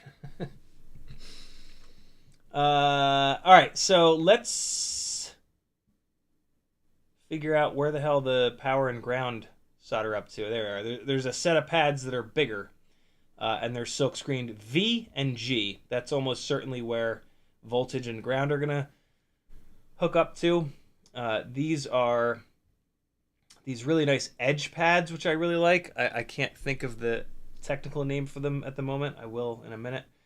And I'm just taking a look at how thick the board is because I only want to trim that much silicone off. And then... What? They've got the... What'd they do that for? So this USB port is going to be in the rear, but then their voltage and ground pads are all the way over here on the side. Wait a second, what? But then they've got the... That's awkward. All right, hold on. I gotta see how I'm gonna orient this. So what I always like to do is put the USB port in the rear, but I don't know if I'm gonna do that on this one, because in doing that, yeah, nope, I'm certainly not gonna do that. In doing that, the motor plugs are gonna be in the way of the battery. So we can't put the USB port in the rear with this. We've got to rotate it and have the USB port on the side. This way, the motor plugs are out here, out of the way of the battery. And so now the placement of the power and voltage pads makes a lot more sense. They're here. So this is what we're going to put in the rear. So we're going to run this like that. The battery wires are the thickest wires in the build, and wire is heavy. So you always want your battery lead runs to be as short as possible. The next thing that I'm thinking about is what this canopy is going to possibly conflict with, and it's going to be this plug header over here, so I might need to... Yeah, I'm almost certainly going to need to clearance this canopy a little bit just on the side here, which is super simple. Let's just come in here with flush cutters and just trim that little side part of the support. No big deal. It's still got plenty of plastic on the other side. That should be hopefully enough. Let's take a quick look. Yeah, that's looking pretty good. That should be just enough. I'll take a little bit more off. Just, oh boy, through the pliers. I'm just going to take a little tiny bit more off here. And there we go. Okay. That should be all I need. Let me take a closer look at it though. Yeah, all right. That should be good. Cool. All right. So that should be good to go. There's going to be the power in the ground. I am going to cut this down. These leads are going to be too long. Yeah, short battery leads are a great way to save a little bit of weight. It also prevents the battery leads from getting all janky and getting up into the props and shit. So like running your battery leads nice and short is a real thing. And here's how I do that. I will test fit, even better yet, put the rubber grommets in the AIO because they're going to give it an extra little bit of height. And so throw the grommets in if you can. If it's one of the AIOs that it's hard to put the grommets in, just cut the wires a little bit long, but this is not one of those. This is an easy one. So 5 voltage and grounder here. All right, so this is the rear. Now let me do it right. The hooks in this case are going to be the rear of this, in the rear of this frame, because I'm not using the batwing mount that uses the hooks. This is going to be a freestyle build. This is not a cinematic build. I don't... the HDZero footage and mainly the way that HDZero breaks up just really doesn't work for like a cinematic type setting. So this is a freestyle rig, right? Like the benefits of HDZero are crazy low fixed latency, not super high quality image. And so it makes much more sense to use this as a freestyle build than some kind of a cinematic build. This AIO is big.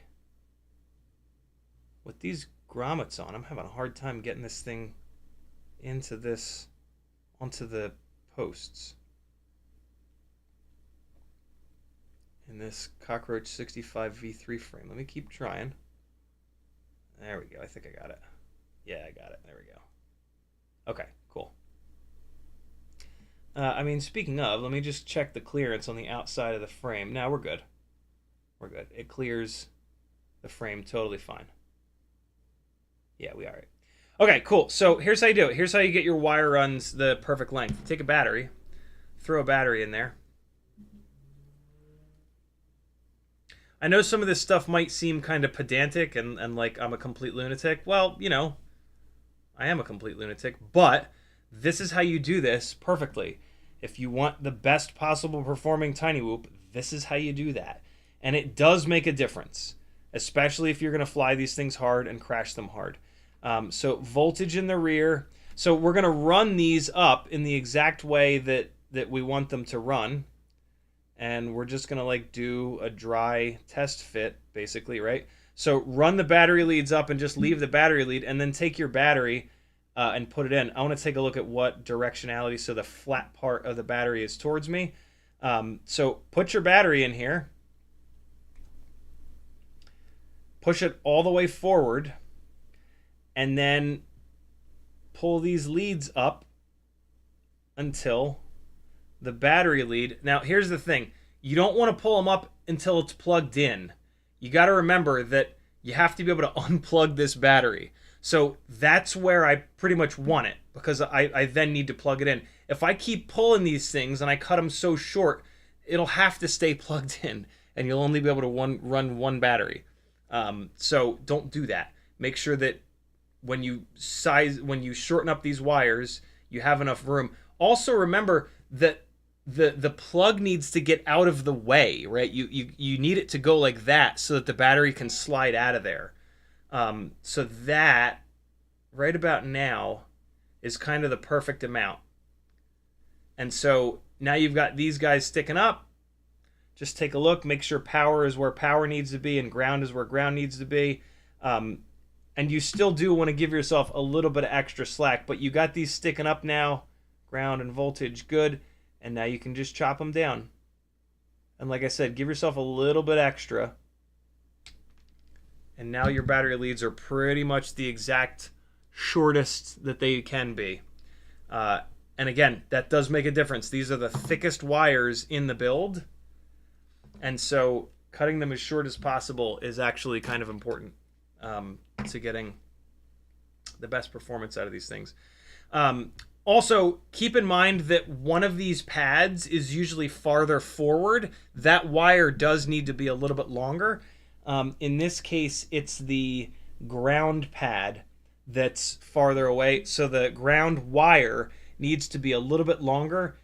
It is the tiniest little bit longer, but I'm actually going to make that a tiny bit more drastic by just cutting a little bit more off of the power lead here. All right, so there we go. This looks really short. There's a chance I cut this too short, for the record. Now you want to take your AIO out, because it's a nightmare to solder while it's still in the frame, and you are going to end up melting the frame and needing to replace the frame. So don't do that. Take it on out. Get your, I'm actually going to use the mass adhesive putty this time. Where are those two pads? There they are. All right, so just push this AIO on into the putty here. And all right, we're good.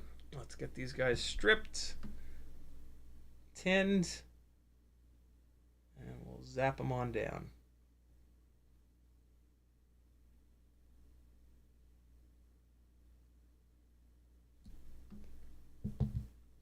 I don't recommend that you pull the silicone off with the pliers like that. But I'm really trying to hurry this along. I have a funny feeling we're only going to get the build done here today. But I'm going to try my best to get it bound up and in the air. The tuning will be pretty quick. The 40,000 kV 702s basically don't need tuning. The motors, the motors have so much power that the stock tune is almost perfect. So we won't need to do a lot with tuning. We'll take a look and see what gyro this AIO has, and that'll tell us what we need to do about the filtering, and then we'll be pretty good. Limits20 says, why didn't you solder motors to the board? You could have gained some weight with shorter motor wires and no plugs. Because I do a lot of testing, and with direct soldered motors, life sucks. Also, when I have a rig that's got direct soldered motors, I don't fly that rig hard because it's a total pain in the ass to pull the entire thing apart every single time you need to replace a motor. This thing is going to be kind of heavier, and so it is going to eat motors.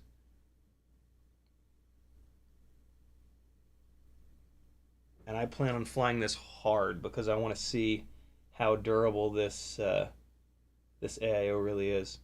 Where'd those motor plugs go? Where's the silk screening? Oh, it's on the back side. Okay, so voltage and ground are towards me. I forgot to tin these pads. Let me just take care of that real quick. Try to give you guys a little bit of a view of me tinning the pads, or I'll just give you a big view of the workbench of doom, or the machinist's toolbox of doom. Alright, so to tin the pads, we're going to add solder on the outside here. And then once we get enough heat, that solder will flow to the entire pad as it just did. That was voltage. Here comes ground. This ground pad is absorbing a lot of heat, which makes sense. We've run out of flux, which is why that solder came out and chased the soldering iron. So we're going to add a little bit of flux here. I'll put some on both. And then just super quick, because I don't want too much solder on this joint, I'm just going to hit this to remove that big extra chunk. And there we go. Those pads are ready. And so now we're just going to bring this guy on in. And what do we got? Voltage on top, ground on the bottom. I should add a little bit more flux, but in theory it didn't all just burn off. We're actually going to do the short wire first, which is the voltage. So let's get the ground wire out of the way. I'm going to clean the tip of the soldering iron because I don't want to add any additional solder here.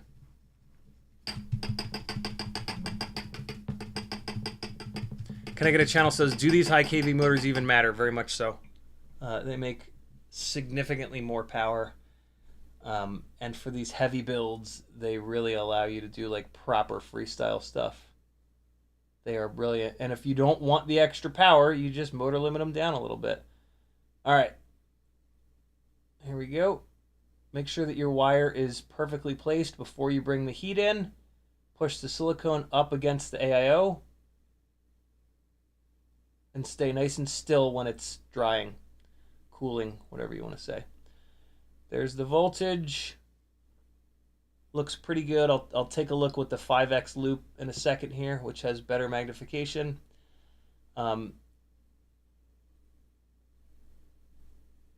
Just get this pushed down into the putty so that we can do the ground lead. I might need to do this with tweezers, but let me at least try to do it barehanded. By creating that angle, it's going to give me a little bit more space to work with here.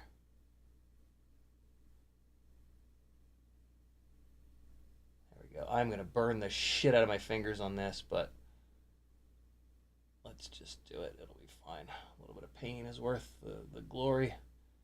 Getting that perfect solder joint. All right, so this is not stable enough in the putty at the moment. So let me fix that. I'm gonna dig a little channel in the putty here that I can push that into, and then I can kind of pull the putty up next to it. All right, so there, and then just push the putty like that to really hold this thing nice and solid. There we go. Now it's nice and in there. All right. So the ground pad is going to be more difficult. It always is. And so let's get some extra flux on there. And I'm paying more attention here and really I'm going to make sure that this wire is perfectly placed before I bring the heat in. That's the biggest trick to soldering, one of the biggest, I should say, is to not try to use the tip of the soldering iron to move the wire around. Your offhand is what you want to use to move the wire around.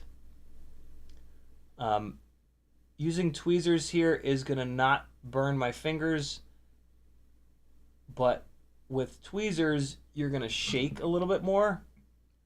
So it's a little bit of a trade-off there, but let's give this a shot. I want this wire to be a little bit down. There we go. All right, so let's give this a shot here. Try to get it on the first go.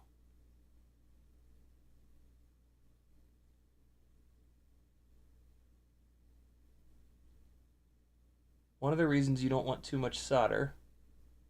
Oh, that is ugly as hell. So I was a little bit slow on there. I'm going to give this a second to cool off, and then we're going to come back and rework it. I forget what I was about to say. I also want to create a little bit of a backwards bend here, because that's the direction that these wires are going. So early on here, I want to make that little backwards bend. That's actually kind of fine, but there's an awful lot of solder on there. The more solder you have on the joint, the better chance it's going to bridge with the joint right next to it. And so I'm actually going to come back in. The placement of the wire is fine, but there's too much solder on there. So I'm just going to come in, hold the wire exactly where it is, hit it with some heat. The tip of the soldering iron will pick up a bunch of this solder, and then it should be just about right. And actually, I did not have the wire perfectly placed. As I pushed down on that, I felt that wire drop down into the pad, and you can see the tip of the iron picked up a nice blob of solder that was not there a second ago. And now that is pretty much perfect. There's a little tiny lip on the top here, but everything is nice and smooth. And so I'm going to leave that. That is a strong solder joint. I could hit it one more time and make it a little bit better looking of a solder joint. But the more heat you put into these things, the more other components can try to escape and do weird things. So it's good to put as little heat as possible into these components. That is a nice strong joint that's going to perform totally fine. Yeah. We will leave it there. Yeah, we're going to be all right. Okay, the other thing that we need to solder is the camera. I'll go back to the Omni Fixo for that. I'm just trying to show you. These are the two best component holding things that I've got. So I try to use them. Use one, then the other, then one, then the other. Talk about the benefits of one versus the other. So on this, we've got pads that are labeled C. Potentially that's camera. P. What the hell is P? G for ground, 5 volt, 5 volt, G for ground. Over on this side, we've got S, which might be signal. T, which is probably TX. R, which is probably RX. The camera has 5 volt ground video, probably V. And then it's got this white wire, which on the camera says menu. So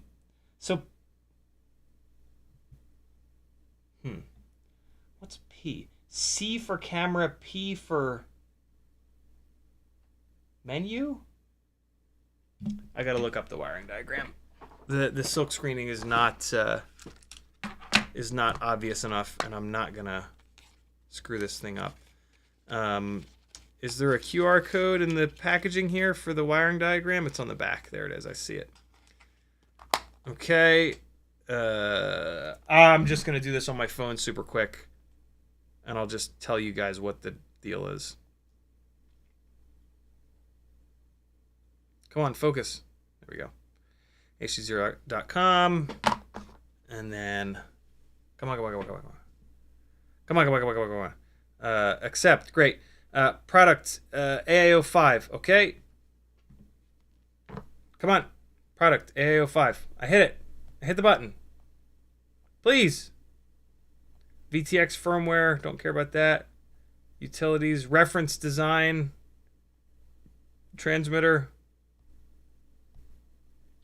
The website lets you hit these buttons, but then nothing happens. Not great. AIO 5. Okay. There's apparently no wiring diagram there. Let's just try Google. HDZero AIO 5 wiring. Images. Is that it? Nope, that's not it. Let's come through here, see if it's...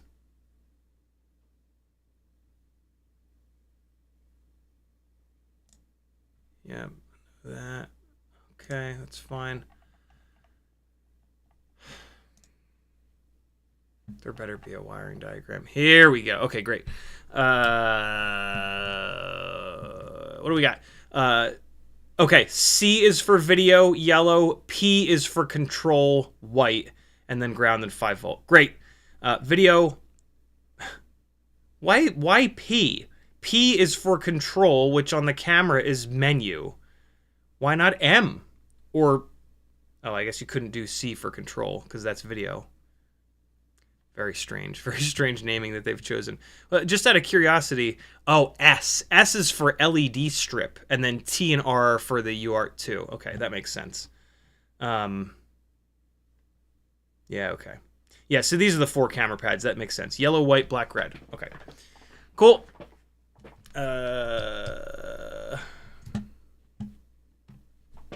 right, here we go. Camera. These wires,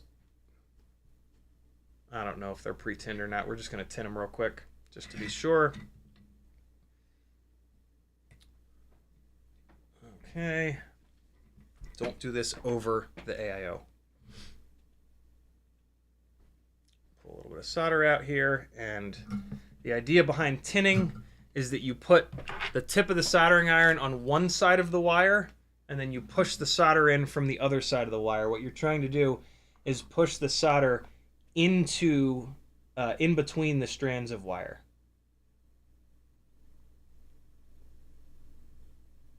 You're going to end up with a blob of solder on the tip of the soldering iron, which is kind of nice. And it's quick. You're just trying to transfer a little bit of solder onto the tip of the wire. Sometimes they'll come from the factory with some like kind of dull ass solder. That is lead-free solder. In that case, do exactly what I just did, and you'll mix some of the leaded solder that we buy with the lead-free solder. Boy, these pads are small. Okay, so I'm going to tin these pads first. So we got CP, ground, and 5 volt. So to do that, we shall bring the soldering iron tip at an angle, and then we're going to push the solder up into the pads like this.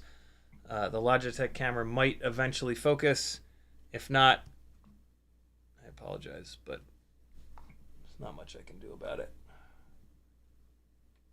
All right, so we'll pick up a little bit of solder on the tip of the iron here,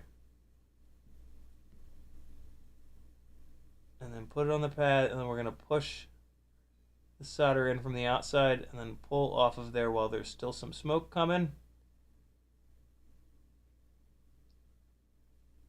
Bastard. Let's just keep going. I have to rework that one. I should have put flux on these pads. Solder has flux in its core, in the core of the solder, and sometimes that's enough, sometimes it's not. In this case, it wasn't. Usually it's actually not quite enough. But just come in here, add a little bit of flux there, and then just really quickly hit each one of these pads with just the tip of the iron. It'll clean that right up.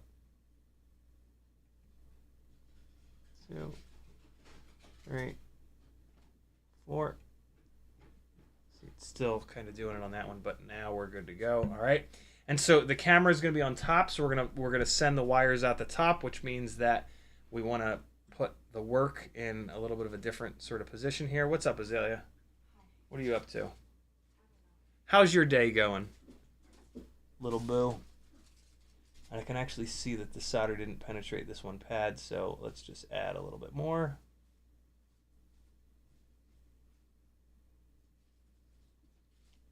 Actually a time thing. Oh, it's the ground pad, of course. Yeah, so the ground pad is sucking up a ton of the heat, and now we just got it. All right, now we're going to come in with the camera and separate the wires. You don't want to get these wires all crossed over one another. It looks terrible. Separate the wires out, and so now what do we got? We're going to have to cross some of the wires because of the way the pads are laid out. That's funny. All right, so we've got C for camera, so that's the yellow. So we're going to go bottom to top. C for camera first. Here we go. Get it exactly where you want it, and then just use the soldering iron to bring heat in. Push the silicone up against the pad and get out of there. Next we've got P, which is the white for some weird reason. And so now we have to start crossing things over. I'm going to do that with the tweezers. Pick it up with the tweezers and then push the wire down so that you can get it flat on the pad. Make a little angle in the wire.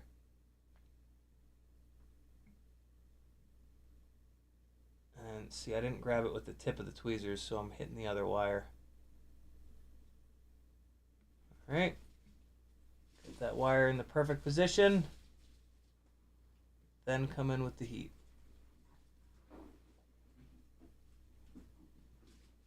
Silicone right up against the PCB. On to the next. Grab with the tip of the tweezers. Make a little angle. Teddy's running around like a maniac. Now this one's going to take longer because it's the ground pad. So you got to be patient.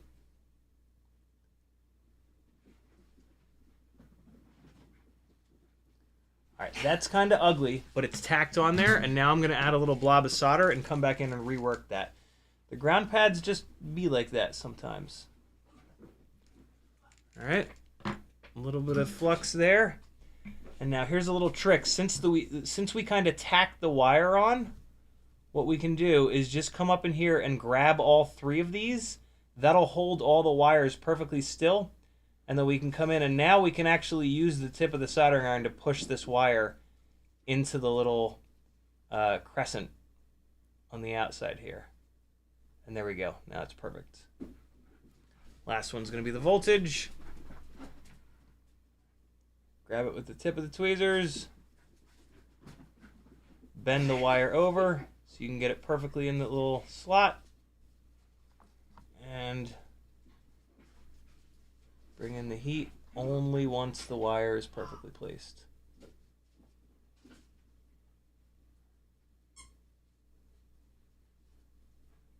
Push the silicone up against the PCB. There we go. Hopefully, okay, it was off the top of the screen the whole time. Well, maybe you guys could see a little bit of that. I tried my best to talk you through it. Now I'm going to put a little bit of an angle on these pads. Just push them down so that they're kind of flat against the AIO. Don't push them hard. Just a little bit there. And now we're good to go. All right. So we've got the camera lined up. We're going to take this ELRS antenna and we're going to stand it up. Antennas don't work well when they're flat against big panels of copper. So we're going to stand that up and we're going to run it up through the canopy. But first we need to figure out which direction everything's going in. I'm actually going to spin this a little bit here. Hold on, let me give you guys the overhead. And so these wires are probably a little bit too long, which is fine. We'll put a couple quick turns in them like that. And then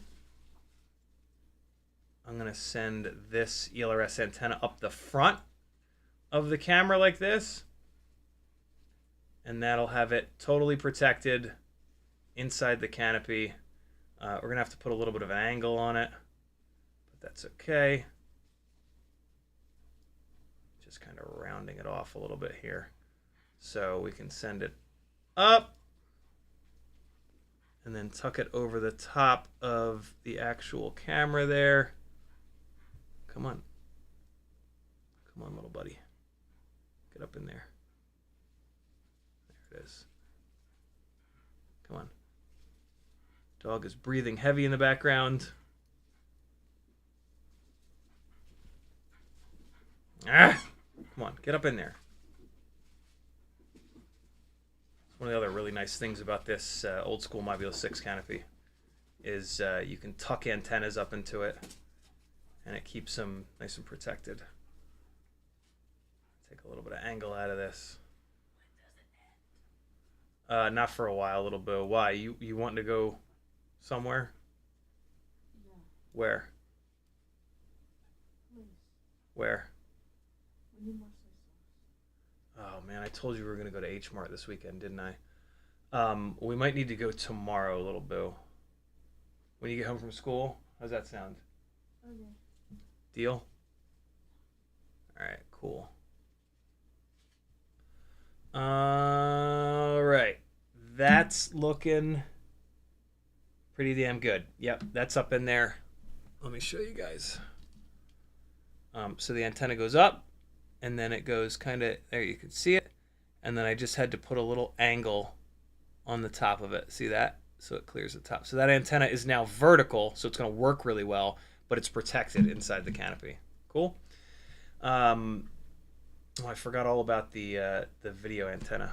All right, so we'll do that next. Video antenna here. This is a full-length whip antenna that I took the ground plane off of to make it nice and lightweight. It's full length, so it's going to work a little bit better than the one that they give you, which is a little bit shorter. The active element length is the most important part, but the total length of the antenna actually does matter. And so this one is going to perform a little bit better because this is the correct total antenna length. So what I'm going to do is I'm going to run this up and out the top of the canopy here. And come on, get in there. All right, run it out. I like using that middle hole there. And then let's see if we can get this snapped down. I might have to pull this canopy back off to get this, to get the angle on this thing. I might be able to get it. Sometimes I can just kind of sneak it in. There. All right, let's see. I don't see a button on this AIO. How the hell am I going to bind this to the goggles? Oh, I guess you don't bind it. You just set the channel. That's right. I'm going to have a VTX table, aren't I? Oh, no, it's going to have it on there. It should be set. There we go. All right, cool. Damn, that ELRS antenna ended up falling out. Okay, so hold on. Let's get that back. In there. Okay, good. Got it. All right, so there's our stack with the USB very weirdly on the side. I don't love that, but it's fine. Okay, so where'd those grommets go? Oh, they stuck in the frame. Okay, yeah. All right, here we go. Let's get these grommets out of the frame into the AIO. These are the ones that it came with. You know, I'm actually going to change these grommets. The slot in these grommets is a little bit too thin. This is a really thick AIO. BetaFPV has a grommet set with 3 different colored grommets: clear, black, and blue. They all have a different thickness slot in the for the thickness of the PCB, and yeah, I'm gonna use ones that have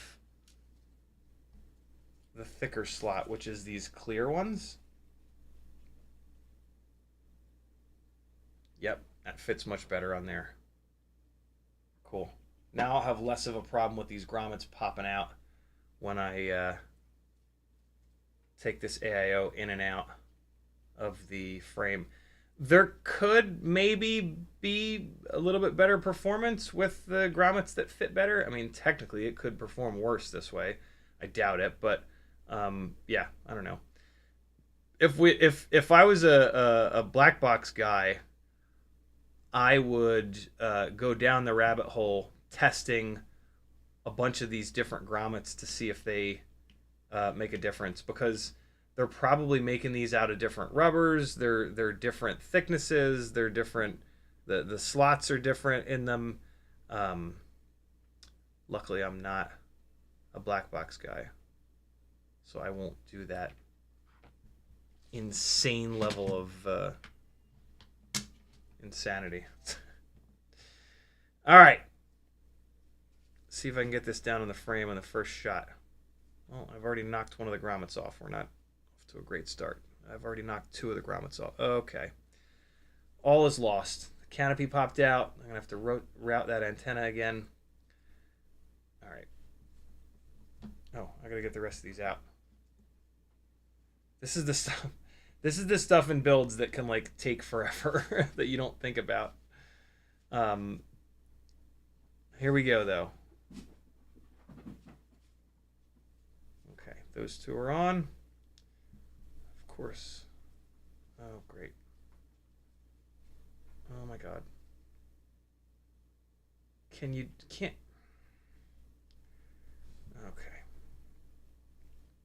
Oh my God. Okay, hold on.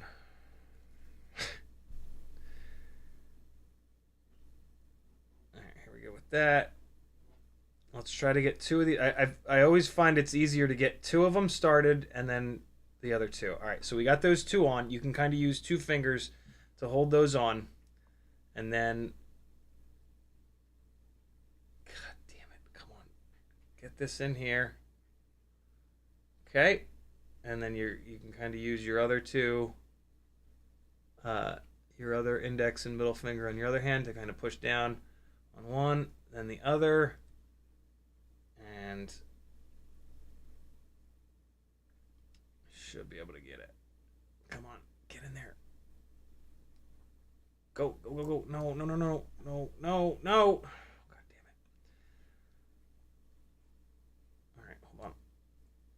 Ah, now one of these popped. Oh, come on. Get on. Get on there. Stay. No. Stay. Can't you just get? Well, you can't. Please, just go. Go down. Go on there, please. Azalea, can you watch that upstairs? Oh, no, never mind. You're fine. Just keep that. You're good. You're good, little boo. What are you playing? Last of Us? Yeah. Look at you go. Yeah, this AIO is. It seems like it's ever so slightly bigger than the regular ones. It'll go in here, but it puts up a little bit more of a fight than the regular AIOs do. Kind of unsurprising. They had to use. It's just ridiculous how much they squeezed onto this one AIO. Something is actually hitting at the moment. This is not. I know it'll fit because I dry fit it, but Something is physically hitting. It looks like it's the USB port. Why did I not run into this before? This is interesting. Let me try to do this. I'm gonna take it all the way off, and then I'm gonna put the USB port down first, which will create like an angle for it, and then we're gonna see. I might actually need to remove some material from over here. We'll see. All right, so I'm gonna put the USB port grommet down first, and then these two on the other side will be the second ones to drop down. Let's try that. Now something else is hitting. Now it's this motor plug that's hitting. But that's just because of the angle that this is at. There, I think that's it. I think that's it. Yeah. But I need to take a look at this USB port to make sure it's not banging into this part of the frame. And I think that it is. Oh, it is for sure. Okay, so I need to this might just be on this particular Cockroach V3 frame, but I just need to take a little bit of plastic off of the outside of this post right here.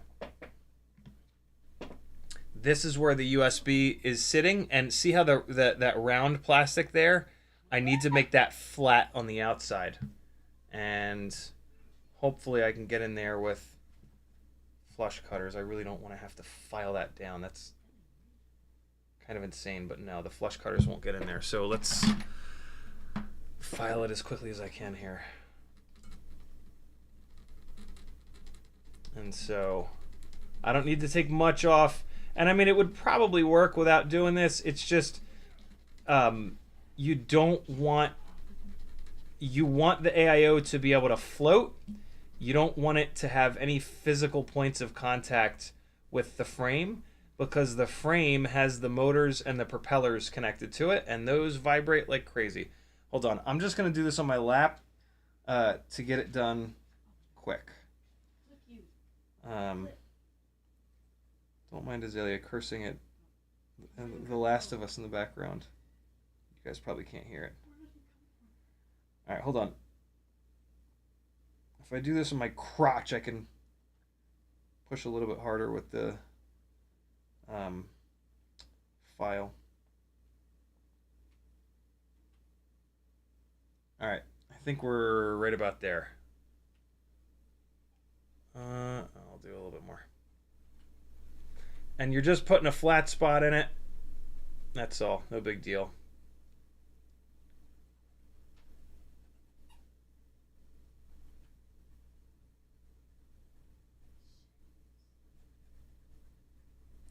I assume that whatever frame this comes with, as a bind and fly, you don't have to do this, but you never know. It would probably fly fine with it pushing up against it, just not quite as good as if it's not sort of hard mounted, basically. This is some soft ass plastic. It is tough to file.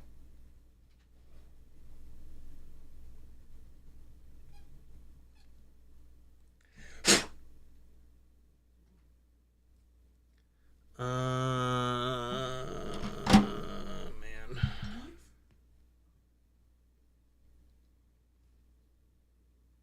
Alright, hold on. I'm going to actually try to use the flush cutters to just make sure that there's enough off here.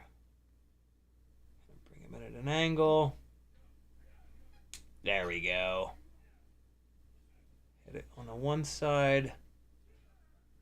And then hit it on the other side. And I quote from the other side of the room, "Die, bitch, die." All right. I think that's enough.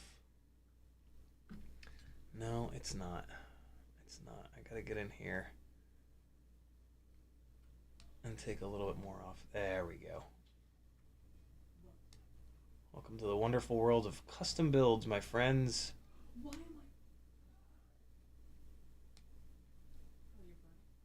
I? Okay. Hopefully that's enough. Somebody in the chat just said that the blue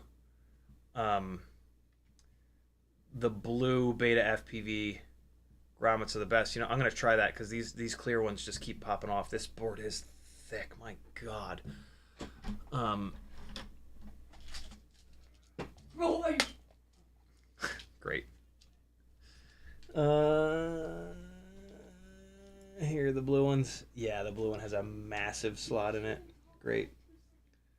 All right. 1, 2, 3. Oh, that's not it. That's a different blue grommet. No, that's the one. Third and fourth one. Is all right? Yeah. Okay, cool. And here we go. Oh yeah, the blue ones fit perfect. Yeah. The blue one's the move. Good call, Cheetonian. Good call. See how that just stays on there a lot better because it's not being like squished. Okay. Yeah, much better. All right, so I'm still gonna put the USB in first. Let me get some of these motor wires out of the way. Okay, so USB side first, and that goes against this one here. So like that. And all right. So this guy and this guy down first. It's already working. It's already fitting much better. And then that. Oh yeah, much better. Much better. And then if I look at the USB port, there is a tiny little gap between it and the plastic. So we are good to go now. Perfect. That's the kind of thing that if you're doing a custom build, do it. Like if you're just buying a bind and fly, they're not going to do custom stuff like that. Hopefully they choose parts that don't need that done. But sometimes it does. Sometimes like you'll get a bind and fly and there'll be something like that going on. It's like, well, what the hell is this? This is like the top levels of building this stuff. If you want it to be really, really good, this is the kind of thing that you've got to pay attention to. And again, as we talked about earlier, this is why we do custom builds.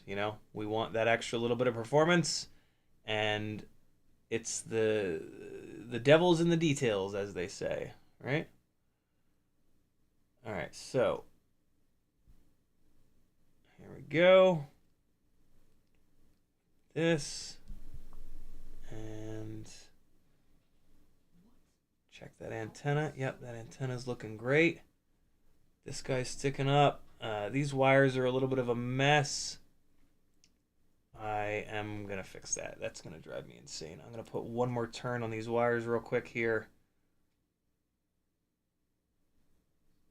I don't know if this is going to, if HDZero would suffer from the same like electrical noise issues that Analog does with video, but twisting up wires like that can help with that, so it's kind of worth it to do it. Plus it looks better and it keeps them from getting like pulled out of the canopy and like potentially into the props, which is a total nightmare.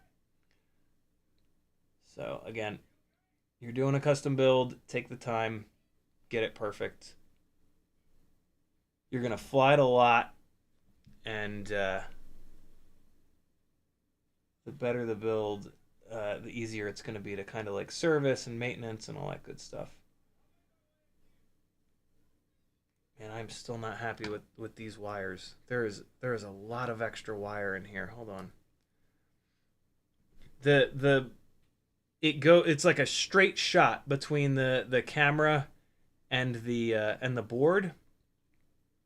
And so the wires are just getting all bundled up, and what you don't want is on analog builds specifically is for the video wire to make any like circles or loops.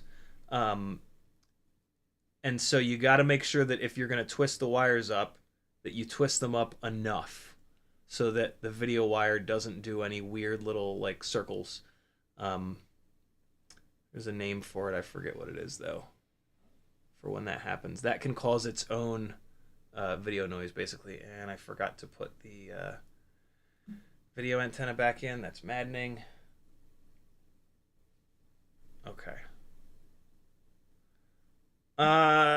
This is a little bit fiddly, but what's nice about this is, like, once you have all this done, it's kind of fine. Like, this is fiddly the first time, but these wires will all, like, kind of conform to the way that you're setting them up, and then, yeah, in the future, it'll be easy to work on. And there we go. All right, that is perfect.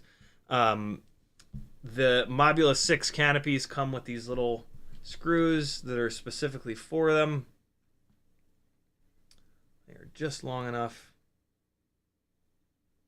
Come on, get in there. Okay.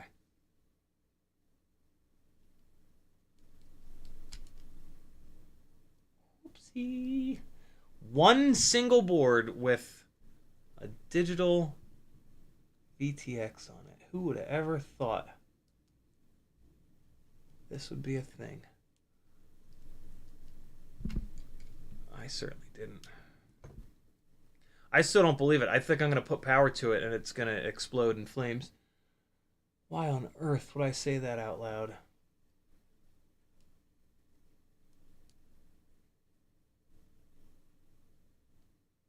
Okay. Last one up front, and I do have to kind of, once this one is driven down, I need to check the clearance on the front of the canopy with this big old plug header for HDZero here, and I'm going to show you guys that. Are you kidding me right now? This is not a brand new frame,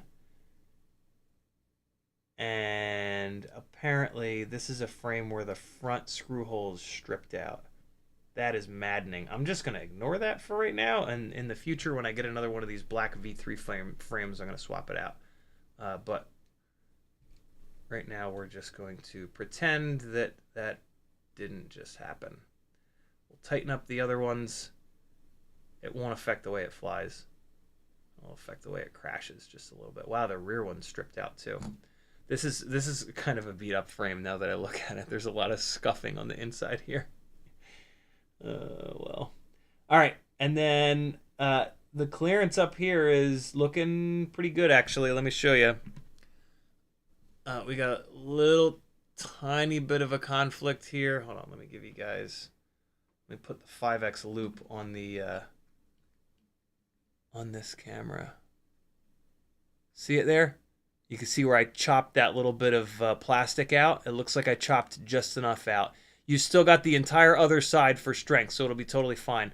But if you're going to use this Mobula 6 canopy, yeah, you're going to have to clearance the front mounting post there. Cool? No big deal. So yeah, you're going to have to clearance that front mounting post there, and you're going to have to clearance the lens opening here for this big old lens to stick out of. But again, no big deal. Custom builds, my friends. There it is. That is all put together. Let's see what it weighs. It is 545. Maybe if I can rip through Betaflight, we can get a couple batteries on it. Let's see. All right. And... whoa. That is way heavier than I thought. That says 20.9. Jesus, that's almost 21 grams. Yikes. 20.84.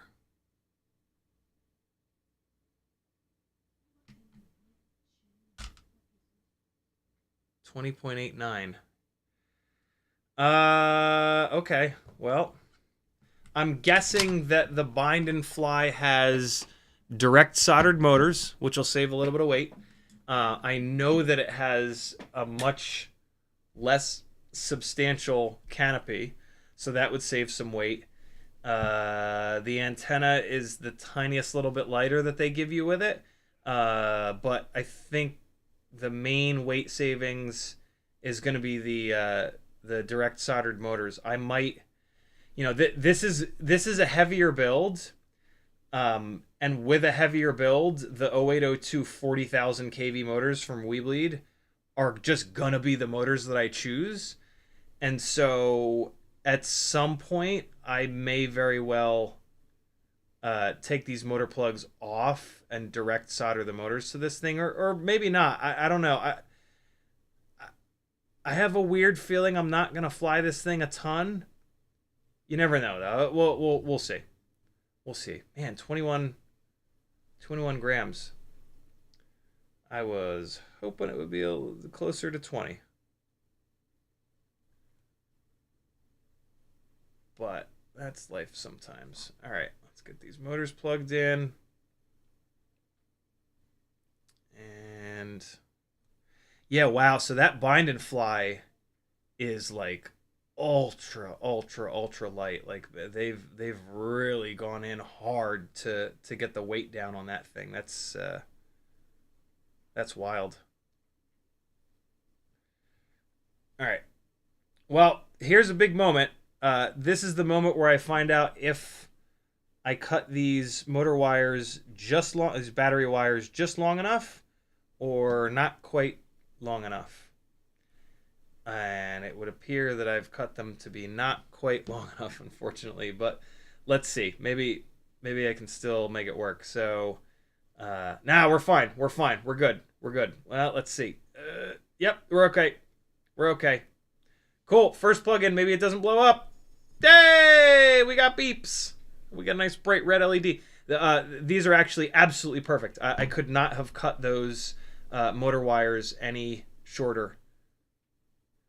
The reason why I thought they were too short is that it's not quite getting out of the way enough of the battery, but what's cool is it can go to the side and the battery can slide out, slide in and out next to it like that. So we're actually good. I got kind of lucky though. If I'd cut these battery wires 1 millimeter shorter, it would be, we would not be flying this today. We still might not be, but let's see. Let's keep going.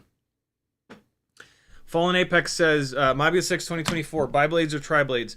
Bi-blades for a little bit more runtime and a little bit more of like a loose kind of flight experience, as if it's a bigger quad, right? Like a 5-inch, for example. Tri-blades, if you want it to be a little bit more accurate, you'll sacrifice a little tiny bit of runtime, but it's not that bad. All right, plugging this thing into Betaflight, and let's rip through a setup as quick as we possibly can. This is kind of nice, the USB port being on the side. I didn't have to pull the battery out to plug the USB in. That's pretty slick. I'm sure that I missed a ton of questions in this live stream. I apologize for that, but I really wanted to get this build done. Come on back tomorrow night at 8 Eastern. I'm going to be flying a 16-point-something gram 40,000 kV rig, which should be hysterical. It's basically the ultimate Air 65. And yeah, I'll get caught up on any questions that I missed. Also, Whoop Wednesday at 10 o'clock p.m. Eastern Time. Come on, Betaflight, you can do this. Just open. The most recent versions of Betaflight take forever to open. I have no idea why. Anybody else? Is anybody else's take forever to open all of a sudden? Hat Trick says you have to go straight out the back away from the board. You can't route the UFL back across the board. Really? Well, my UFL is on the side, and it goes up. So it in theory, it'll be fine. We'll find out. What happens if you route it across the board? Is there an electrical noise problem? All right, we've got a working gyro. Nose down. No, okay, so it doesn't know that it's turned sideways. So that's the first thing we need to fix. Configuration. Look at this weird board and sensor alignment they've got going on. 135 degrees on yaw? What is that about? What? They must have the gyro chip on here. Very strange. We're going to change roll. No, we need to change yaw. Interesting. 135. Wow, I can't do this in my head. 135 minus 90 equals 45. Let's try that. 45, save and reboot. And connect. All right, nose down. There we go. Nose up. Roll left, roll right, yaw left, yaw right. And now let's get it calibrated. Put it as flat on the desk as I can. Click and wait. And there we go. So now we're calibrated. Ports tab we shouldn't have to screw with. UART 1 is looking like that's where they've got the... that's interesting. They don't have... Is it an SPI? I guess it's an SPI ELRS. Interesting. 3.2 kilohertz here on the gyro update frequency means that it's a BMI 270. Craft name, of course, is CiottiFPV, as it always is. Air mode is permanently on. OSD is on. Great. D-Shot beacon is on. That's awesome. All right. Save and reboot because we changed the name. And just take a quick look at power and battery. Minimum cell 3.1, warning cell 3.2. I'm going to move the warning to 3.3. Capacity MEH, might as well put it 300. That helps with the OSD. Everything else we'll leave alone. Failsafe, since it's a TinyWhoop, I'm going to go up to 3 full seconds. Because who's a TinyWhoop going to hurt? An ant? Presets. So I'm going to do the... Is this on Betaflight? Oh, wow. This is on Betaflight 4.4.2. I am going to leave the filtering alone. Let's go to the PIDs tab. And it's got custom PIDs in here. It's got the dynamic damping zeroed out. I don't like that. I'm going to move it up to 1.2. Wow, very interesting custom PIDs. I'm just going to make these the way I want them. Wow, why do they have the pitch damping turned down?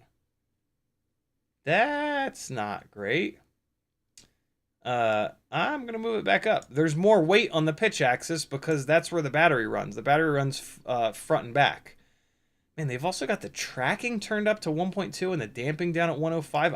I'm going to set this up the way that I want it and the way that I like these things. I'm not making major changes, but yeah. iTerm relax 10. You were just hearing some sheer and utter terror from Azalea on the game. What the? Last of Us. Listen to it. I'm going to move the motor output limit down to 90%. Just to kind of get us started. So whatever 40,000 kV times 0.9 is, probably closer to like 36,000 kV. We're going to leave it there. Dynamic idle is zeroed out. That's cool.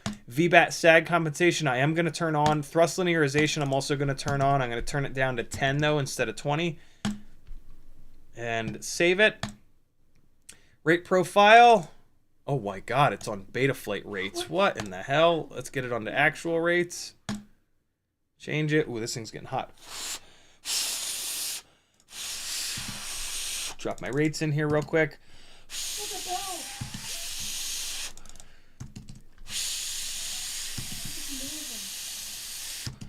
All right, and then Expo 0.7.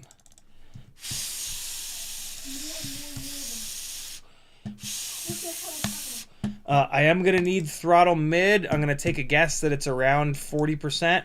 And then I'm going to need throttle expo, and then the amount of expo I'm going to run is going to be 0.4. That's a good amount of expo. These 40,000 kV motors just need it. Filters, I'm going to move the gyro filter up, and then I'm just going to kind of leave it. RPM filter down to 1 harmonic, max frequency up to 800 because these are 1,000,000 kV motors. Wow, 3 dynamic notches? What the hell? Gyro RPM filtering and 3 dynamic notches? That makes me feel like there's a lot of electrical noise going on. This build might not work. You might not be able to do motors that are this high of a kV. We'll see in a minute. Oh, look at that. It's on TAER from the factory. That's the first time. Stick low, 1010. Stick high, 1990. A little bit of deadband. They have some deadband in there. That's kind of nice. RC smoothing auto factor is really low. I'm going to move that up to 100. That adds a little bit of stick smoothing.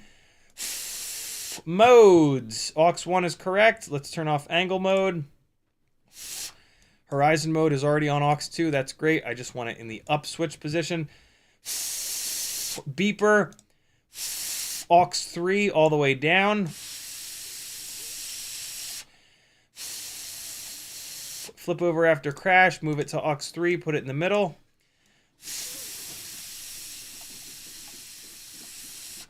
Launch control for the funsies. Aux 2 in the middle. Adjustments. I might as well turn this on for different OSD settings. OSD profile selection. Aux 2. Full range. Motors look good. 12 poles. D-Shot 300. Bidirectionals turned on. Let's get the motor direction set, though. I do have a battery in here. Let's plug it in. All right.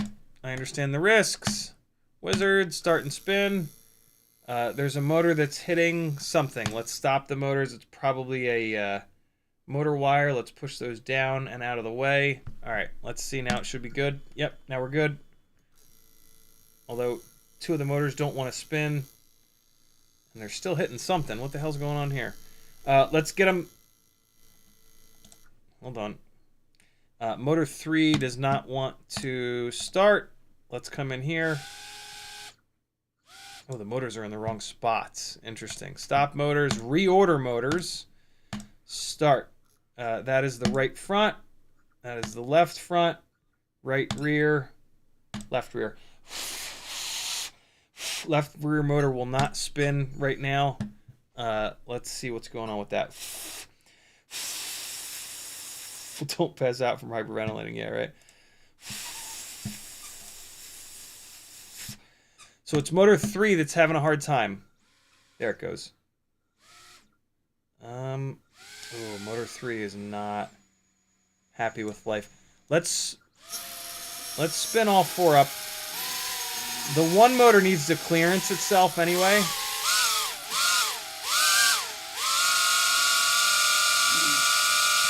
All right, it has self-clearance. Now let's get them spinning the right direction. Maybe motor 3 will cooperate now. Well, I can at least see which direction it's spinning, which is the wrong direction. 1 is wrong. They're actually all wrong. They all need to be reversed, so that's fine. Okay, they are all now reversed. Let's stop, and we're going to go into ESC configurator and push up the startup power. Connect. Read settings. Hopefully the startup power is not Teddy. I'm going to turn these beacons up a little bit to make the beeper a little bit louder. Turn the delay down to 2 minutes. Turn brake on, stop on, and write the settings. This is not telling me what the PWM frequency is, so maybe it's 96K.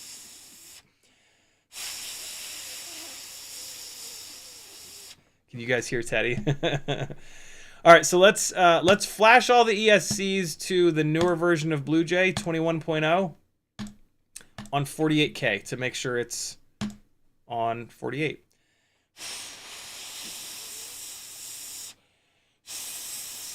And that'll allow us to move the startup power around a little bit.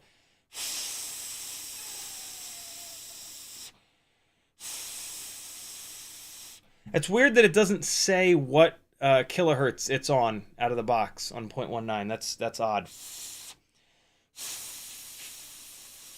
Cheatonian says mine wouldn't spin on 48. I had to do 96. I hope that's not the case because I hate the way 96 flies.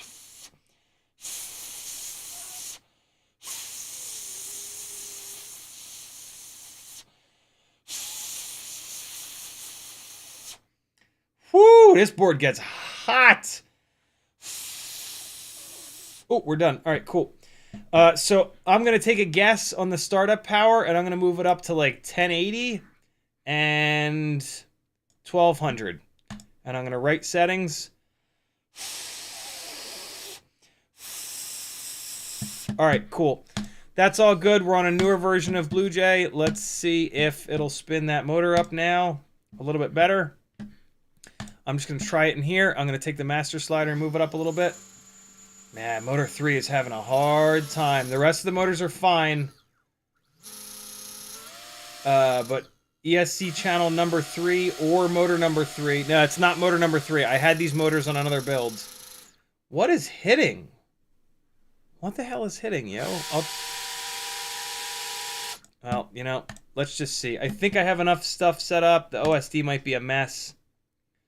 Let me get this unplugged for a second. Well, I can unplug the battery for sure, because I'm done spinning the motors up.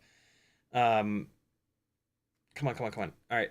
Let me get this. Oh, this is considered an HD OSD. So that's fine. I've got my Walksnail OSD right here. Let me copy it. It's down below the picture of me where I'm at right now. All right, so that's copied into the clipboard.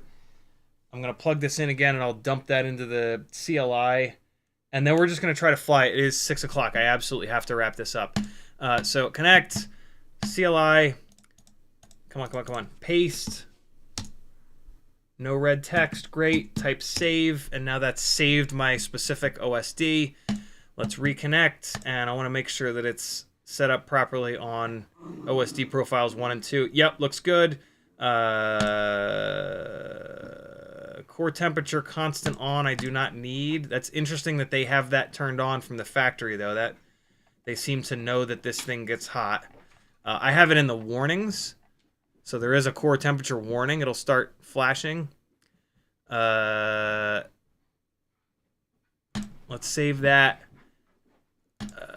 I guess it uses VTX tables. I'm going to turn on low power until first arm. 25 milliwatts is fine. I might as well crank it up to race band 8. And let's save that.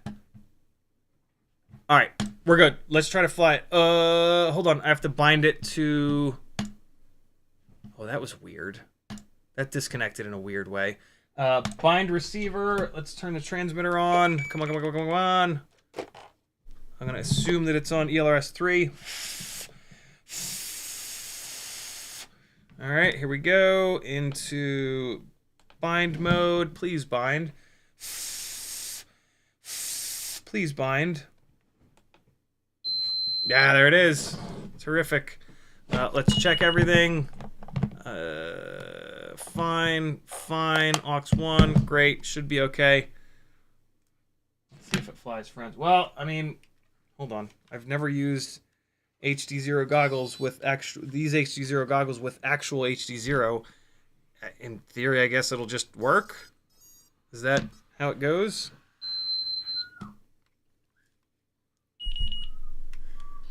They've gone into analog mode.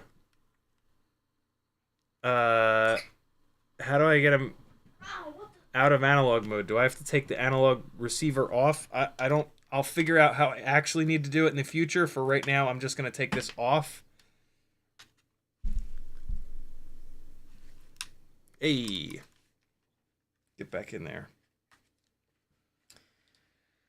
Get back in there.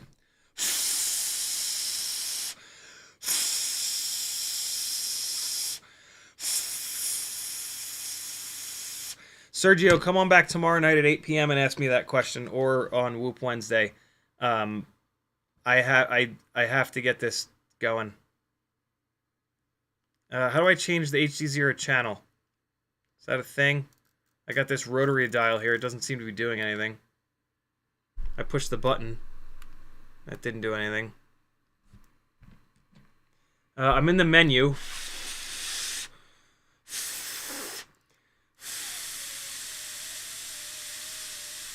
Scan now. Yeah, scan. Found it on R8. There we go. We've got video. All right, let me see if I can get you guys video. is the next question. I've got this all hooked up here. Let's see what happens when I just hook this up to HDMI in. Please just pass video. It should. I was passing video to the monitors at the RC Drift Car place. Come on, little buddy. Work. Otherwise, I'll do a quick Stevie Wonder and then we'll look at the DVR.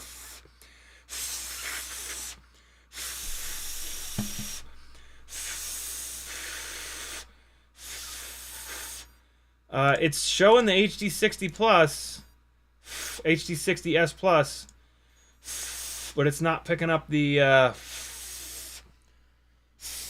video. Let me go into the menu and see if there's some weird HDMI out setting that's not turned on. But see, I've used these goggles at the drift car place, and they work totally fine there. So I have a feeling that the HD60S Plus just isn't digging it. Oh wait, do I have it plugged into HDMI in rather than... I do. User error. Now it's plugged into HDMI out. Come on. Oh, there it goes. Come on. Come on. Is it too hot?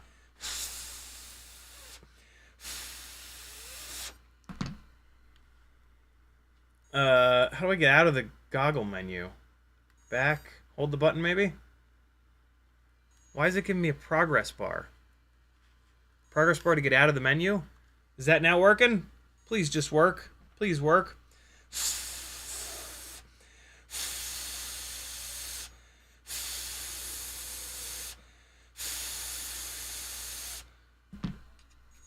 Fuck. Come on, man. Well. Oh my god, this battery is all the way dead. Battery is showing 3.3 volts. Maybe that's why. Let's swap batteries. Dude, it ate this whole battery. Are you kidding me? Maybe that was the deal. I don't know. I wouldn't think so, though, because I still had image in the goggles. We might just do a quick DVR battery. I have video. You guys do not. That sucks. Source, HDMI, no. Image settings, nope, nothing in there.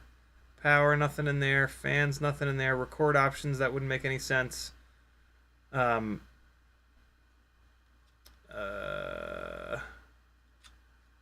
scan, no. Connections, maybe?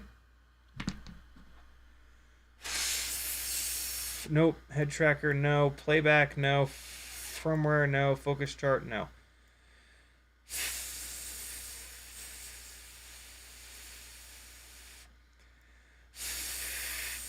Taking one more look.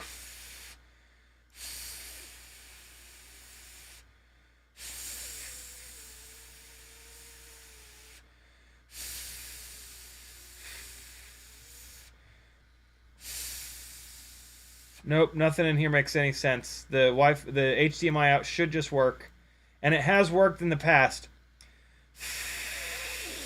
So this is a problem with the HD60S Plus. It just doesn't work. That's a super shame.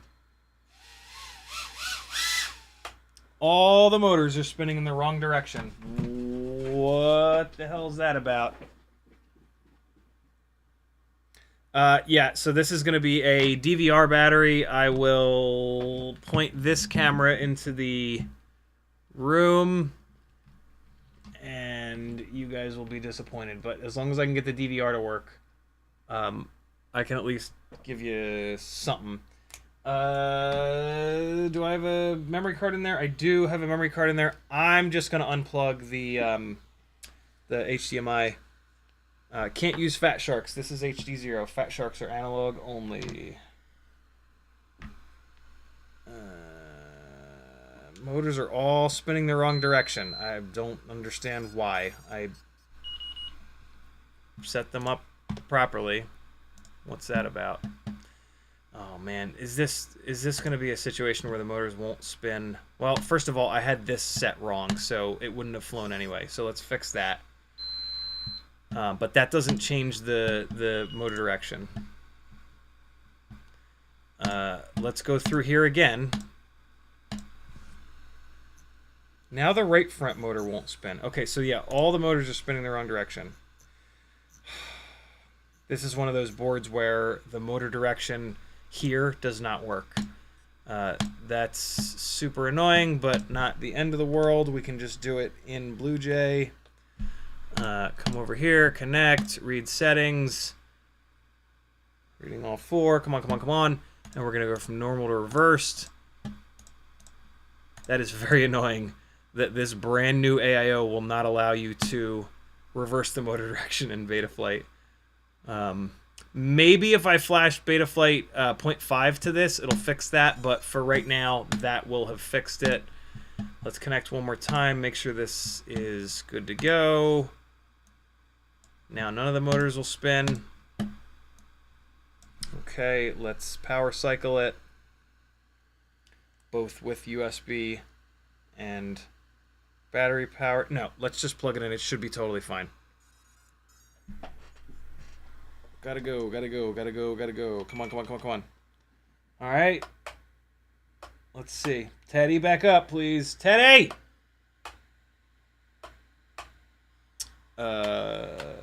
It will not bind now.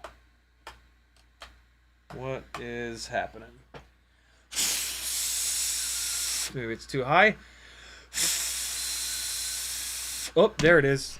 Now, wow, that took a while to bind. All right, so one of these props is still hitting. It's the right front. Now it's good though. Okay, let's see.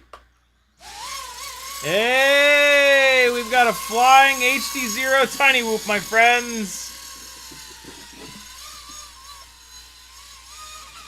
Ah! I wish I could play the live feed for you, but for whatever reason, Teddy, you just slobbered all over this thing. For whatever reason, my capture card doesn't like the feed from this, so I'm going to DVR this, and no, R8. How do I DVR? What? It doesn't like the memory card? Why is that happening? Why is this thing beeping? Why is it beeping?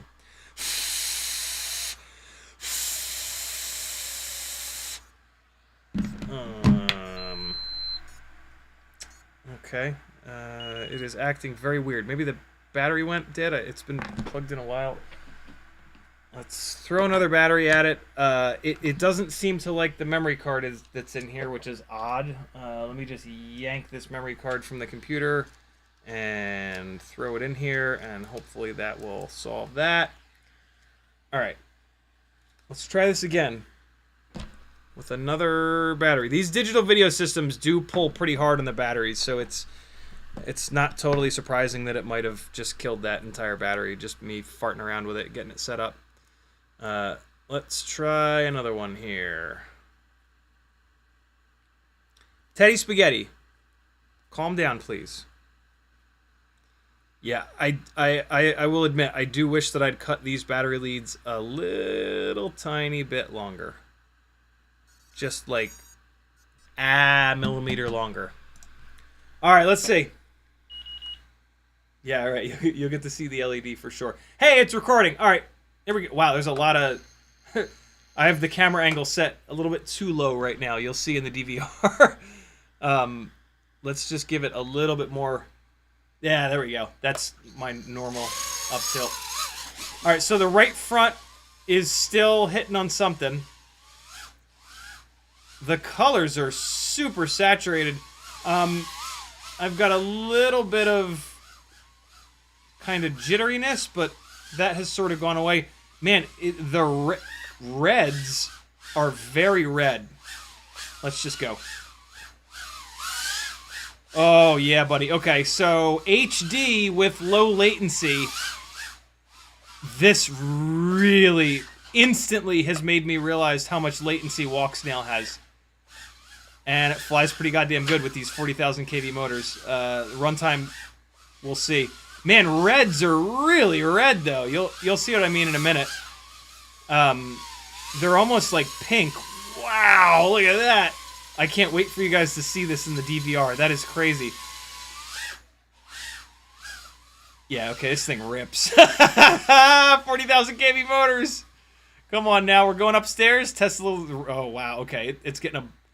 Well, the breakup with HDZero is in my opinion a lot uglier than analog breakup. Oh, so the white balance just adjusted upstairs, and the colors look a lot better. I think that the reds being all wacky like that could be a white balance thing in the basement here.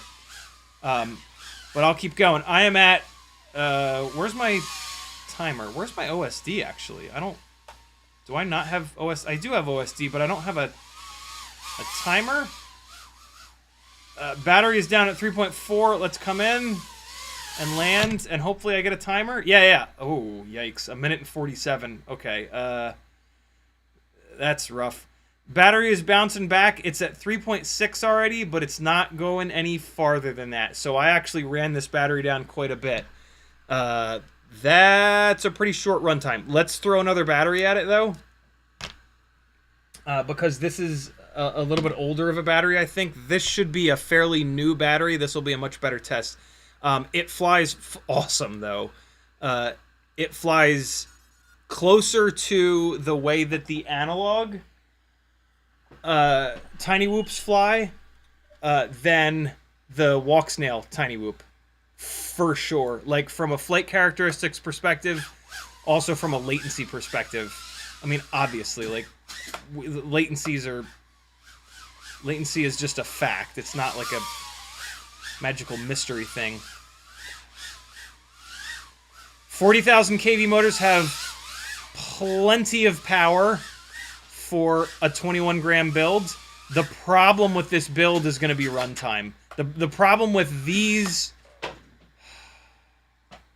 God damn it. The problem with this... Well, hold on. Grab this first.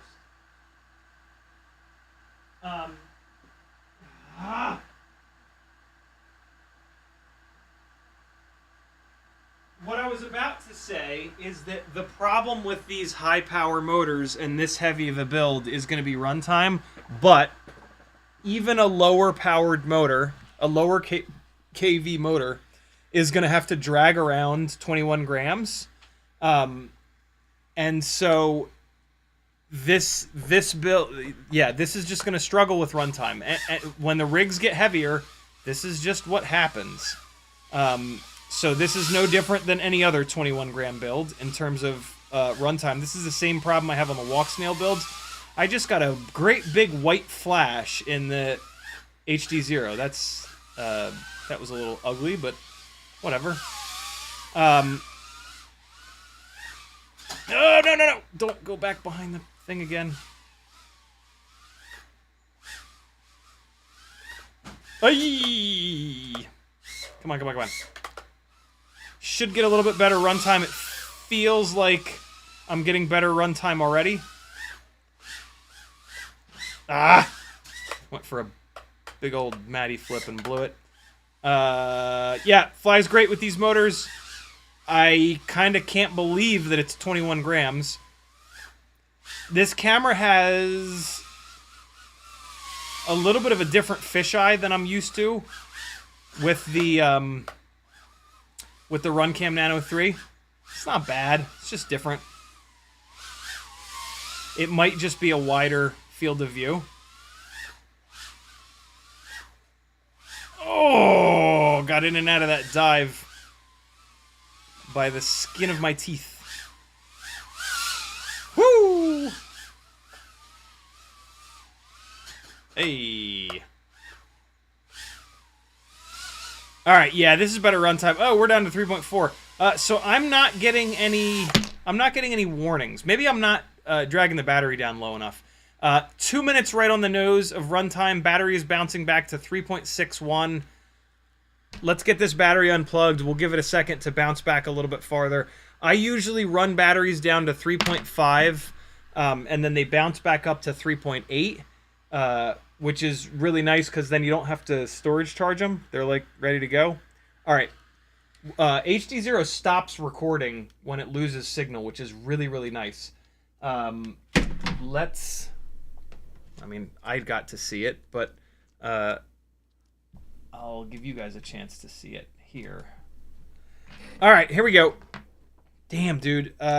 So for a freestyle TinyWhoop, this is way more realistic than Walksnail.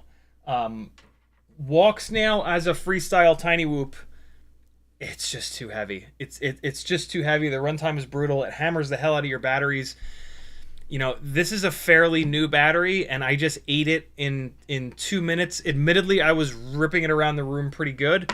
But yeah, 2 minutes is tough. Here's that second battery that I just flew. And you can be the judge for yourself of how hard I'm railing it around the room, in terms of the battery. From a flight, hey, it puts audio in there. Latency perspective, I mean, obviously, like, that's awesome that it puts the audio in there. So here you guys go, man. The ultimate HDZero AIO 5 build. Weebleed FPV 0702 40,000 kV motors. At the moment, it's on GemFan 1210 biblades. I will certainly try this out with the GemFan 1219S's, as well as the HQ ultralight tri-blades. Newbie Drone Cockroach V3 frame. Come on, let's get back to the flying, bro. There we go. Old school Mobula 6 canopy for strength. Super lightweight antenna, very similar to the antenna that's included with the AIO 5. 300 mAh folded cell BT 2.0 batteries. TinyWhoop, very cool little LED 180 degree BT 2.0 Jim Jam. What else is different about this? I think that's about it. This is the... Which camera is this? This is the Eco camera. 150... Okay, so it's interesting. It is more of a fisheye lens because it's 150 degrees diagonal FOV. Although, you know what? Never mind. Apparently the FOD ratings that these... FOV, rather, field of view ratings that these camera companies do are just like wrong. So never mind about the field of view. 720p, 60 frames per second rather. That's the build, man. That's it. One board with flight controller, ESC, Express LRS, and HDZero on it. That's outrageous. In and of itself. And then it flies like this for 2 minutes, which is not bad at all. Looks like my antenna routing is totally fine. There's really... I mean, I did have that one white flash, and on that very first battery, there was a strange little bit of jitteriness, but it didn't do it again. So it could just have been that right front propeller kind of self-clearancing. There we go. That was the second battery. There's the rainbow. Here was the first battery where you can see that the crazy reds. Flies really good, man. I'm blown away that this is 21 grams. These Weebleed 702 40,000s, they have enough power to make a 21 gram all up weight. 21 grams. See that little jitteriness there? That went away. But yeah, these 40,000 kV motors have enough power to make this thing feel fine in the air. Like, there's no getting around that mass, and so like when cornering and whatnot, it's gonna have that extra mass. But the PID tune feels decent, even though it's pretty much stock. The response time is great. You know, that yaw is nice and snappy. I'm flying like a complete buffoon. Kev, I have to end this live stream the second that we're done here. Come on back tomorrow night at 8 p.m. Eastern or Wednesday at 10 p.m. And I'll answer any and all questions you've got. Look at that. Look at it struggling with the reds. Woo! That is nasty. But who cares? And I might be able to drop the saturation down a little bit. It does look like it's... I was about to say it looks oversaturated, but maybe not. Here you'll get to see the white balance change. It could be a white balance thing. Watch. It just did it. The white balance just changed. Upstairs, there's a whole bunch of actual daylight. It's a little bit cool. The sun is going down, so right now upstairs is a little bit more of a blue light, higher in the Kelvin scale. Down here in the basement, I have the main lights behind the TV and that retro lamp behind us and the camera right now set to daylight, to what these LEDs can produce, which is not quite right. And that could be the problem. So I'll play around with the white balance settings to see if I can get that red. Yeah, see, you can see it here. Red is the hardest color for image sensors to reproduce. So yeah, if the reds go to hell and all the other colors are fine, that's sort of just how cameras work. There you go, my friends. I wish that I could fly this live for you, but there's something about the Elgato HD60S Plus that it's, this happened to me before. It's for some reason incompatible with the HDMI out signal from these HDZero goggles, which is a super shame because I have used these goggles to output to televisions at the RC Drift Car place with no problems. So this strikes me as an Elgato problem. Maybe I'll get one of those super cheap little USB capture cards that just have the HDMI in the back, and maybe that'll work. I'll look that up on Amazon. But this is pretty impressive. At 21 grams, I'm blown away that these motors are able to control it as well as they do. I'm also blown away that this AIO works with 40,000 kV motors. There have been a couple of AIOs over the years that have too much electrical noise for these motors. Like the Diamond, and there was one more, I can't remember. It might have been the Super X.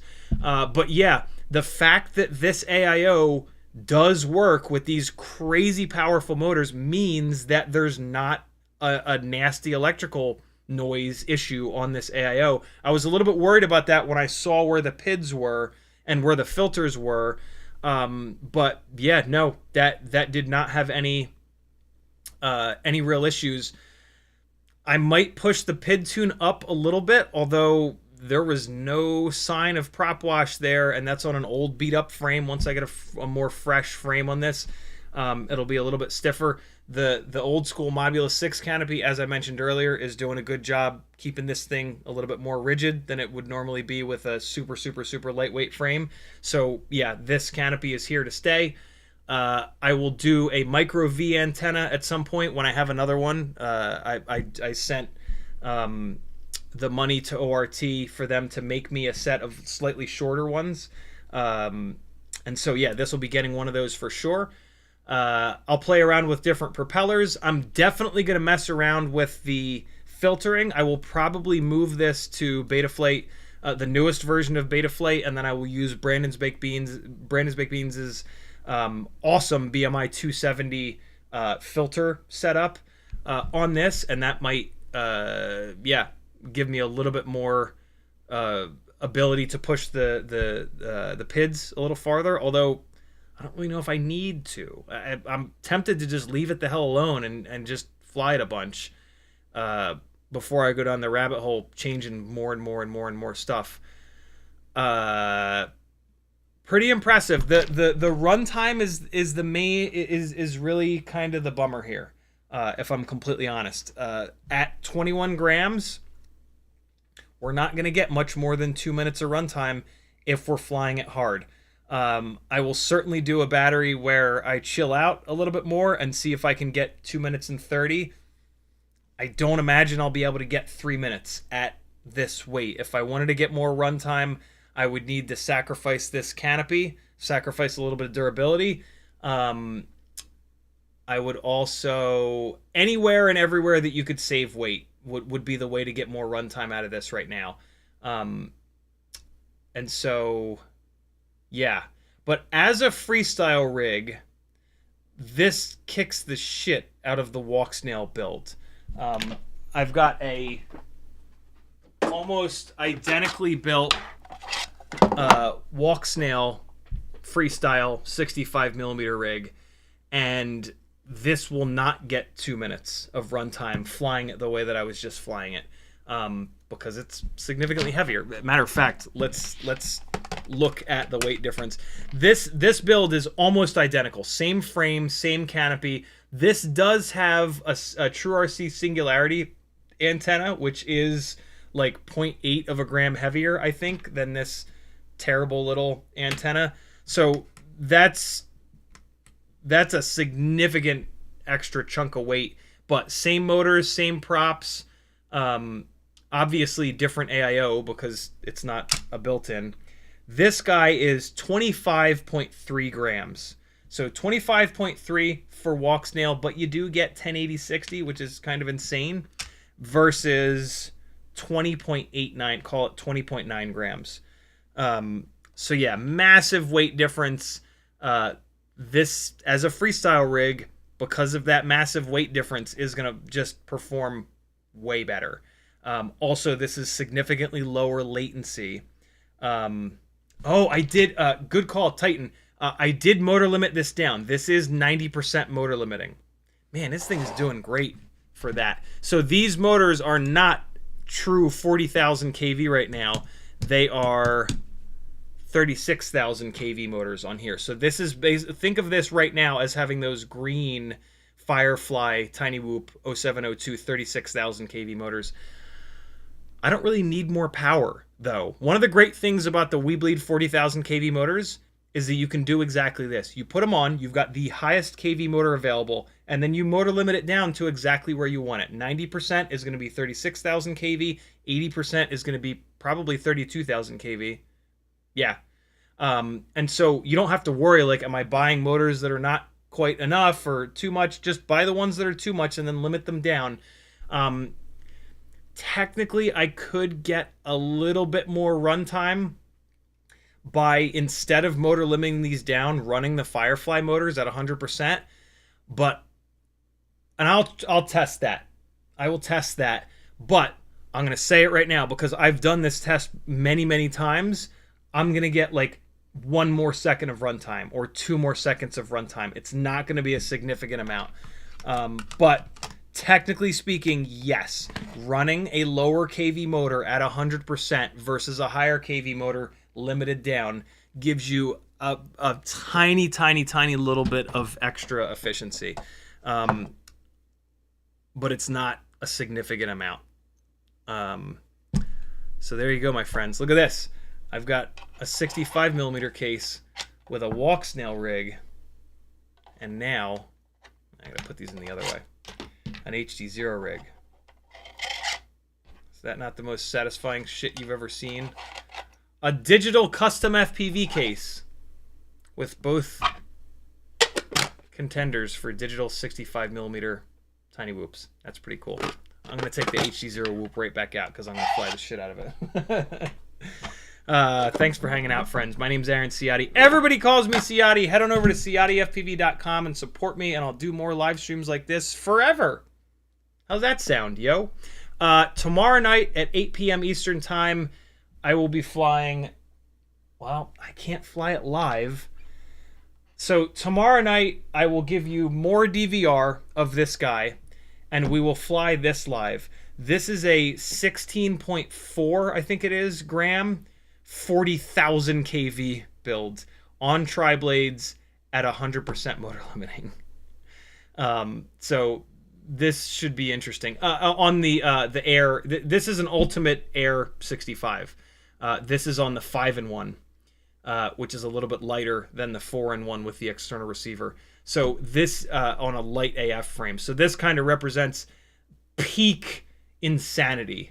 the lightest within reason build with the most powerful motors and tri-blades.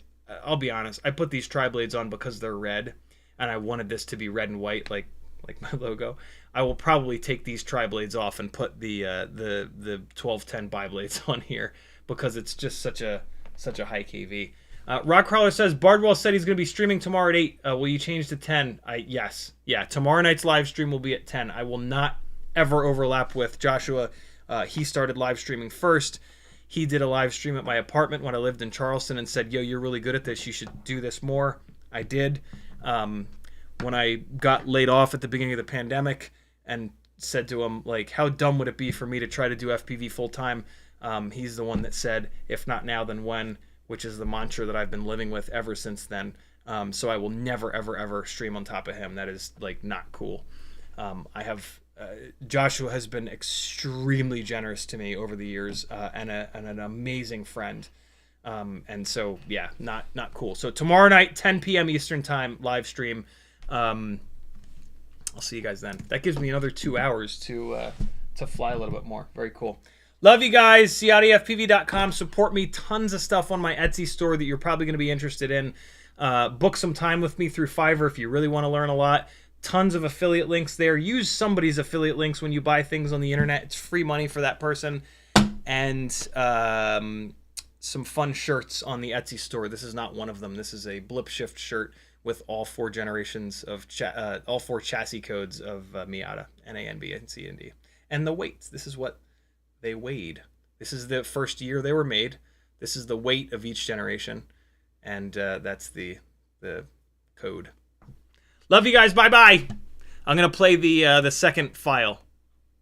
The second HDZero file to play us out of the live stream.